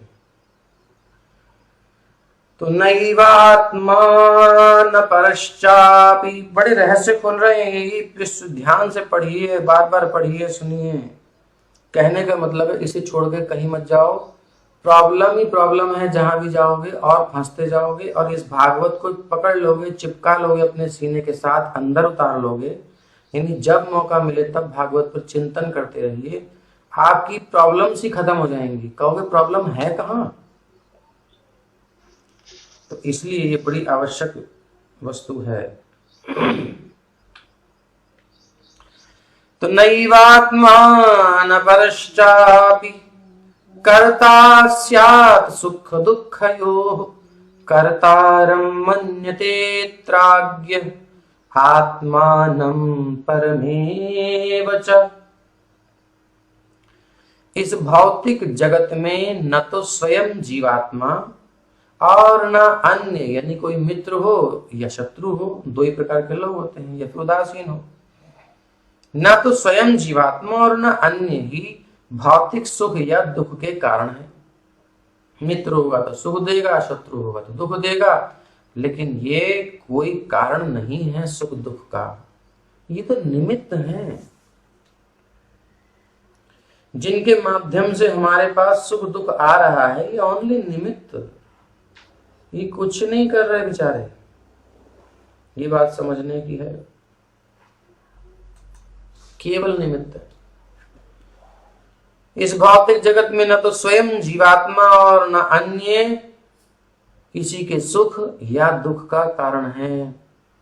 इसको गांठ बांधना पड़ेगा। बार बार भूलेंगे, बार बार भूलेंगे, परिस्थिति में भूल जाएंगे, फिर याद करिए, धीरे धीरे अभ्यास होगा, या समझ में आएगी, माया हटेगी। केवल अज्ञानतावश जीवात्मा ही ये सोचता है कि वो और पराये लोग इसके कारण हैं। अरे यार मेरे से गलती हो गई, या फिर अरे यार उसने ऐसा कर दिया। नहीं, कुछ नहीं है।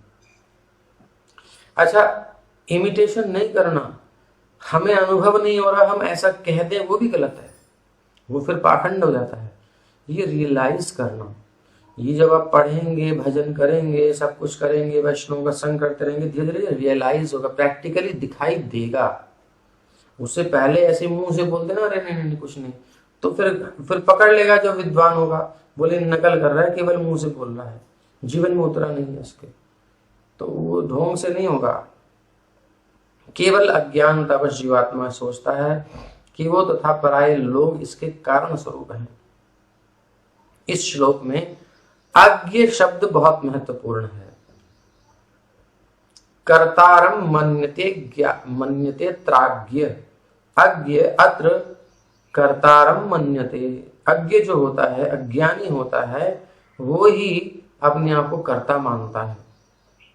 इस संसार में सभी जीवात्मा थोड़े या बहुत अज्ञ अर्थात अज्ञानी हैं। ये अज्ञानता, अब आप कहोगे इतने बड़े बड़े स्कॉलर्स, इतने इतने बड़े लोग जानकर क्या क्या बना दिया, बोले स्पेस में उन्होंने भेज दिए अपने ज्ञान। ओहो, तुम किधर पहुंच गए? अविद्या को तुम ज्ञान कहते हो। जो व्यक्ति स्वयं को नहीं जान रहा कि हु एम आई, उसने दुनिया के काम कर दिए, उसकी कोई वैल्यू है? बताइए। एक व्यक्ति है जिसको यही नहीं पता कि उसका क्या नाम है, उसका स्वरूप क्या है, वो कहाँ का है, किस गांव का है, कौन से उसके रिलेटिव हैं, उसका क्या करना है, उसे क्या नहीं करना है, उसे कुछ पता ही नहीं है, और उसने कुछ ऐसा काम कर दिया पागल खाने में रहते हुए या बाहर भी रहते हुए, हो गया उससे काम। उसने कुछ अपनी खोपड़ी, पागलों के पास भी दिमाग होता है, ऐसा नहीं होता, उनका दिमाग कुछ अलग तरीके का होता है। कभी कभी ऐसा हो जाता है कि उससे कोई काम बन जाए, तो उसका मतलब क्या ये है कि वो सही हो गया? तो प्रकृति की नॉलेज लेना और अध्यात्म यानी अपने स्वरूप के अज्ञान में कार्य करना, ये तो केवल मूर्खता है, ये बंधन का कारण है। अपने स्वरूप को न जाने और वो बहुत कुछ कर ले, उसकी कोई वैल्यू नहीं है। जिसकी दृष्टि में वैल्यू है उसकी दृष्टि में हो।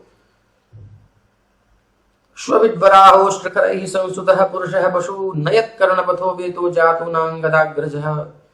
सुअर, कुत्ता, गधा, ऐसे ऐसे जो लोग होते हैं वो उन लोगों की प्रशंसा करते हैं जो भगवान की रुचि में रुचि नहीं मिला के बैठे। ये सब बातें लंबी हो जाएंगी। तो अगर कोई अपना वास्तविक परिचय भूल करके किसी और को अपना मान करके किसी और नाम से काम करने लगे तो भले ही वो कितनी अच्छी उन्नति कर ले, लेकिन उसको सही नहीं माना जाएगा। उसके फैमिली वाले, उसके लोग उससे परेशान होंगे कि कब सुधरेगा, कब ये लाइन पर आएगा, हमारे पापा कब ठीक होंगे, मम्मा ये कब बोलेंगे, पापा हमारे पापा हमसे बात ही नहीं करते, पहचानते नहीं है। तो जब उसको होश आएगा, कभी उसका पागलपन ठीक हो जाए और उसको पुरानी फैमिली याद आ जाए, तभी उसको समाज कहेगा नहीं अब ये स्वस्थ है। एक सभ्य समाज स्वस्थ उसी को कहता है जो अपनी जो जहाँ वो जन्म लिया है, जहाँ वो उसके असली माता पिता हैं, जो उसका सब कुछ, जिससे उसका विवाह हुआ था, उस पत्नी से, उस बच्चों से उसका लगाव हो, तभी समाज में उसे सही माना जाएगा। और वो उनको तो भूल जाए और कहीं का कहीं घूमता रहे, बहुत सारे काम करता रहे, तो कहेंगे इसका माइंड ना सरक गया है, ये अपनी फैमिली को भूल गया है। तो इसी प्रकार से अपना निज स्वरूप जो है उसे भूल करके संसार में हमने इतनी नॉलेज ले ली, इतना ज्ञान बढ़ा लिया, नो वैल्यू, धूल फांक ली, कुछ नहीं किया। अध्यात्मवादी कहीं उसे अच्छा नहीं मानता। जो उसके अपने हैं, आत्म तत्व को जानने वाले हैं, वो उसे कभी स्वस्थ नहीं मान सकते, उसकी उपलब्धियों को कोई गिनता नहीं है। इसलिए यह ज्ञानता भौतिक प्रकृति द्वारा प्रस्तुत तमोगुण में अत्यंत प्रबल रूप से चलती रहती है। इसलिए मनुष्य को चाहिए कि वह अपने चरित्र तथा आचरण द्वारा सत्वगुण को प्राप्त करके अधोक्षज पद, दिव्य पद पर पहुंचे, जहां से उसे अपनी तथा दूसरों की स्थिति का ज्ञान होने लगता है। प्रभुपाद जी का स्टेटमेंट बहुत इंपॉर्टेंट है। हम लोग तमोगुण रजोगुण में रह करके नहीं समझ सकते भगवान को। चैलेंज करेंगे भगवान दिखा दे, ऐसे कुछ नहीं होगा। आपको सत्व गुण का पद तो लाना ही पड़ेगा, इतना तो हम कर सकते हैं। प्रत्येक कार्य पूर्ण पुरुषोत्तम भगवान की अध्यक्षता में संपन्न होता है। जिस विधि से कर्म फल निश्चित होते हैं वो नियतम कहलाता है। गुण प्रवाह एतस्मिन् कह शापः कोन्वनुग्रहः कह सर्गो नरकः को वा किं सुखम दुःखमेव वा। चित्रकेतु कह रहे हैं मैया पार्वती से, अरे ये भौतिक जगत सतत प्रवाहमान नदी की तरंगों की तरह है। जो नदी निरंतर बह रही है उसमें तरंगें उठती रहती हैं, ऐसे ही ये संसार है, ये निरंतर चलता रहता है। अतः इसमें क्या शाप और क्या अनुग्रह है। आदमी नदी में गिर गया तो फंस गया ना, अब वो डुबुक करे, सांस ले, या गुडुक करे, या फिर निकल के सांस ले, हाबू डुबू। कभी डुबकी लगाता है, कभी निकलता है, कभी जान घुस जाती है अंदर, सांस रुक जाती है, कभी सांस आने लगती है। तो है तो नदी में ही, समस्या में ही है ना। क्या वैल्यू है उसको, 2-4 क्षण सांस आ गई फिर डुबकी लग गई उसकी। तो ऐसे दूर तक चला जा रहा है उसके प्रवाह में बहता हुआ। ऐसे ही संसार में हम कभी सुख भोगते हैं, सांस आ जाती है, और कभी डूब जाते हैं, सांस बंद हो जाती है, दुख आ जाता है जीवन में। तो वो यही कह रहे हैं कि नदी की तरंगों में बहते हुए और हम जो है, क्या शाप और क्या कृपा, संसार में सब एक सा है, कोई वैल्यू नहीं है सुख दुख की। क्या स्वर्ग लोक और क्या नरक लोक, क्या सुख और क्या दुख, क्या शाप क्या अनुग्रह। निरंतर प्रवाहित होने वाले रहने के कारण तरंगे कोई शाश्वत प्रभाव नहीं छोड़ती। तो भैया जब तक जीव शरणागत नहीं है तब तक हाबू डूबू चलता रहेगा। कभी सुखी होगा, कभी दुखी होगा, कभी अच्छा लगेगा, कभी खराब लगेगा। आज मन बहुत उदास है, आज मैं ऊपर, आज मैं आसमां नीचे, कभी उछलता कूदता रहेगा, यही चलता रहता है। दोनों स्टेजेस क्या हैं, संसार की नदी में ही हैं। हम खतरे में ही हैं, हम मुक्त नहीं हैं, हम सुखी नहीं हैं। इसलिए जिसके जीवन में अच्छा समय चल रहा है कभी खुश मत होना, क्योंकि निश्चित खराब समय आएगा। और जिसके जीवन में खराब समय चल रहा है, कष्टकर जीवन चल रहा है, निश्चित उदास मत होना, नो डिप्रेशन, क्योंकि अच्छा समय भी आएगा। ये संसार की नदी में चलता रहता है, कभी डुबकी कभी निकलना। अब हमें क्या करना है, इस हंसी और खुशी और गम दोनों से अपने आप को हटाना है और अपने स्वरूप का चिंतन करना है। हु एम आई, ये मुझ में नहीं हो सकता, मैं नित्य हूं।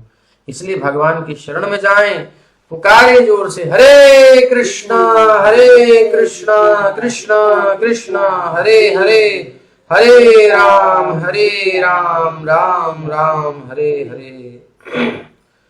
तो भगवान श्री कृष्ण क्या चाहते हैं ये जानना चाहिए हमें। भगवान श्री कृष्ण चाहते हैं कि हम इस भौतिक संसार के सारे व्यापारों को छोड़कर, जो भी बिजनेस हमने फैला लिया है, बिजनेस मतलब हम यहाँ पर स्टेबल होना चाहते हैं, हम यहाँ पर मेंटेन करना चाहते हैं, हम यहाँ पर स्थायी निवास चाहते हैं, हम चाहते हैं कि सब ठीक ठाक रहे। ये जो हमने यहाँ खोपड़ी लगा दी ना अपनी, भगवान चाहते हैं ये बंद कर दो। Do the needful, that's all. अभी के लिए तुमको जितना चाहिए उतना रखो, बाकी तुमको मिलेगा ना, मेरे पास आ जाना, सब व्यवस्था है। अब चलो, निकलने की तैयारी करो। आप कहीं जंगल में फंस गए, कोई आपको बचाने आया तो आप क्या कहोगे? यार यहाँ पर ये, यहाँ पर वो। अरे भैया टाइम नहीं है, निकल, अभी बम पड़ने वाला है यहाँ, तो ये गोली चलने वाली है, शेर आ जाएगा, जो भी है। तो तुरंत आप उस समय आपको जो लगता है भागने के लिए, जाने के लिए, तो उतना लेकर के भागो। ये थोड़ी है सारा आप तुमने गृहस्थी फैला लिए तो सबको लेके चलोगे, नहीं। ये बात समझाना चाह रहे भगवान चाहते हैं कि अब शरण में आ जाए, सारे व्यापार छोड़कर, सारी प्लानिंग्स खत्म कर, भजन कर तू मिल सजन से, छोड़ सारे ख्वाबो ख्याल। अभी प्लानिंग्स बंद कर दो लंबी लंबी, अब वापस बैक टू होम, पापा आए हैं लेने के लिए। शरणागत जीव के लिए यदि हम ऐसा करें, भगवान को शरणागत हो जाएं, तो फिर इस संसार के कार्य कारण कहाँ रहेंगे? न कॉज है न इफेक्ट है। हम अपने लिए कुछ कर ही नहीं रहे तो उसका इफेक्ट भी नहीं आना है। हम जो कर रहे हैं श्री कृष्ण के लिए कर रहे हैं, कनेक्शन उनसे है, दैट्स ऑल, खत्म बात, कोई कर्म फल नहीं आएगा। शरणागत जीव के लिए कार्य और कारण जैसी कोई वस्तु नहीं रह जाती। इस प्रसंग में श्री विश्वनाथ चक्रवर्ती ठाकुर का कहना है कि इस संसार में भेजा जाना ऐसे ही है जैसे कि नमक की खान में फेंका जाना। अब किसी को चारों तरफ जब नमक की खान में डाल दिया जाए तो बेचारा जहां जाएगा। अब नमक के भी कलर होते हैं, जब आपने देखा होगा सेंधा नमक है तो उसके कलर होते हैं, कहीं कहीं नमक सफेद निकलता है, कभी कभी नमक थोड़ा सा मटमैला होता है, थोड़ा पीला पीला कलर आते हैं, अलग अलग। तो ऐसे ही लाल लाल, तो तीन तीन कलर मान लो, पीला है, वो सफेद है, लाल है, थोड़ा काला काला भी आता कई बार। तो ऐसे ही त्रिगुणात्मिका प्रकृति है, कलर अलग अलग हैं और उसके कॉम्बिनेशन से बहुत कुछ संसार में वैरायटीज मिलती हैं। बट टोटल ये जान लो कि ये नमक की खान है। चाहे काला हिस्सा चखो, चाहे पीला हिस्सा चखो, चाहे नीला हिस्सा चखो, चाहे सफेद चखो, आना खारापन ही है। इसी प्रकार जैसे संसार में फेंक दिया गया हमको, हम संसार में पड़े हैं, जैसे नमक की खान में किसी को डाल दो, चारों तरफ नमक ही मिलना है, खारा। इसी प्रकार ये भौतिक संसार दुखों से भरा है। इस संसार का तथा कथित क्षणिक सुख, सो कॉल्ड जो हमारी हैप्पीनेस है टेम्परेरी, वो भी एक प्रकार से दुख ही होता है। लेकिन इग्नोरेंस के कारण, ड्यू टू इग्नोरेंस, हम ये समझ नहीं पाते, ये हमारी कंफ्यूज हो जाता है माइंड। यार सुख तो है, बट जब तक है तब तक है, उसके बाद क्या हुआ, कहाँ गया, दिखाओ। वो एक भ्रम था। यही वास्तविक स्थिति है। जब मनुष्य को ज्ञान होता है, चेत होता है, उसको बात समझ में आती है, तब क्या होता है?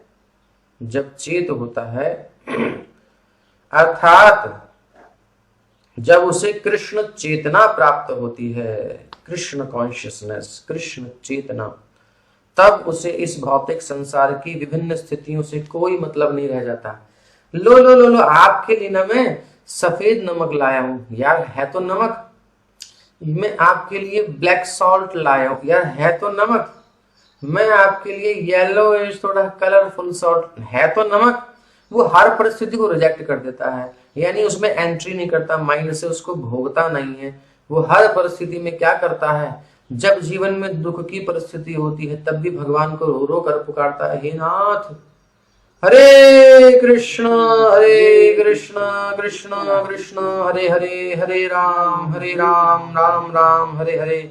उसका माइंड भगवान में लग जाता है। दुख कब चला गया पता नहीं, इग्नोर कर दिया, नहीं चाहिए दुख, भोगा ही नहीं उसने दुख। और जब सुख खुशी आती है तो फिर कहता है अब तो मेरे पास पैसा है, मेरे पास सब कुछ अनुकूल वातावरण है, चलो मैं डिवोटीज को बुलाता हूँ, सब भक्तों को निमंत्रण देता है, या फिर खुद चला जाता है विद फैमिली, जा करके अरेंजमेंट करता है, वृंदावन में बहुत बढ़िया से कथा कराएंगे या बहुत सारा उत्सव मंदिर में कराएंगे, बहुत कुछ उपाय हैं। और इतने समय तक हम भगवान के चिंतन में लीन रहेंगे, तो उसने उस सुख को भी नहीं भोगा, उसको भी भक्ति में परिणत कर दिया। हरे कृष्णा कृष्ण कृष्ण हरे हरे, हरे राम राम राम हरे हरे। तो जब सुख में दुख में दोनों में डिवोशन नहीं छोड़ता, उसमें भोगता नहीं सुख दुख को, तो फिर भगवान कहते हैं, प्रकृति कहती जब तेरे को यहाँ से कोई मतलब नहीं तो यहाँ क्या कर रहा है, चल भाग यहाँ से, दफा हो, यानी कि अपने घर जा, ठाकुर जी उसे ले जाते हैं। यही वास्तविक स्थिति है। उसे संसार के सुख दुख से कोई प्रयोजन नहीं रह जाता, उसे सुख दुख शाप कृपा स्वर्ग या नरक से कोई मतलब नहीं रह जाता, वो इनमें कोई अंतर नहीं देखता। जैसा कि इन्होंने कहा, कह स्वर्गो नरकः को वा किं सुखं दुःखमेव वा, ऐसी हाई स्टेज है इनकी। तो इसको हम, चलो अभी तो हैं कुछ श्लोक, मैं सोचता हूँ यहीं पे विश्राम कर दें, और बहुत हो गया समय आपका, इसको कंटिन्यू करेंगे। बहुत सुंदर चल रहा है ये, हमारी प्रैक्टिकल भक्ति शुरू हो रही है। जो हमारी जो सोच होनी चाहिए, हमारे इंटरनल में क्या चलना चाहिए, वो चीजें चित्रकेतु के अंतःकरण के द्वारा हमको बताई जा रही है। डिस्कशंस ये जो चल रहे हैं ये हमारे लिए बहुत इंपॉर्टेंट है। इनको आप बार बार पढ़िए, बार बार मनन कीजिए, और तब देखिए कैसे आनंद आएगा जीवन में। अगर इस चेतना में हम रहेंगे ना, कृष्ण चेतना में, ये आपकी सारी प्रॉब्लम सॉल्व हो जाएगी गारंटी के साथ। प्रभुपाद जी के बिहाफ से कह रहे हैं हम, भागवत के और चित्रकेतु आदि भक्तों के। तो प्रार्थना करें भगवान से कि अविद्या माया हम पर काम न करे। क्या काम करे? हम पर भगवान की कृपा ही काम करे, हम इसको समझ जाएं। माया की शक्ति से प्रभावित होकर हमें कृष्ण की सेवा करने में नहीं, बल्कि पदार्थ की सेवा करने में ही सुख मिलता है। इस प्रकार हमें अपने आध्यात्मिक गुरु से और पवित्र नाम से हमारी बीमारी का, इस जो इसमें चिपक गया है मन, इस बीमारी का इलाज करने के लिए, जो सुख मान रहा है मन संसार में, इस बीमारी का इलाज करने के लिए प्रार्थना करनी चाहिए कि ताकि हम फिर से प्रेम और स्नेह के साथ भगवान की सेवा के अपने जो मूल स्वाद है, जो टेस्ट, रियल टेस्ट है, हमारी ओरिजिनल कॉन्शियसनेस है, जो हमारा निज स्वरूप है, उसको पुनः प्राप्त कर सकें। ये प्रार्थना हमें करनी है, बस बाकी सब काम भगवान करने वाले हैं। हरे कृष्ण कृष्ण कृष्ण हरे हरे, हरे राम राम राम हरे हरे।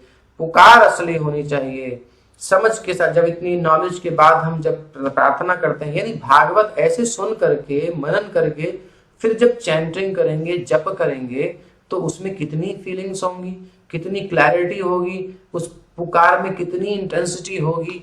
देन फिर कृष्ण की कृपा क्या आए बिना रह सकती है? निश्चित हमें प्राप्त हो जाएगी। कृपा तो है, लेकिन प्राप्त नहीं कर पाते। तो वो नाम का असली रस तब हमें मिलेगा, असली प्रभाव तब मिलेगा। इसलिए भागवत सुनिए, नाम जप कीजिए, नाम जप कीजिए, भागवत और समझ में आएगी, और समझ में आएगी, और अच्छा नाम में मन लगेगा, और नाम में मन लगेगा, और भागवत और क्लियर, ऐसे चलता रहेगा। और धीरे धीरे पता भी नहीं चलेगा कब श्याम सुंदर सामने आके कहेंगे और कहाँ थे। हरे कृष्णा। बहुत बहुत धन्यवाद। श्रीमद्भागवत महापुराण की जय, श्रील प्रभुपाद की जय। तो फेसबुक से विदा। हरे कृष्णा। कल फिर आइए।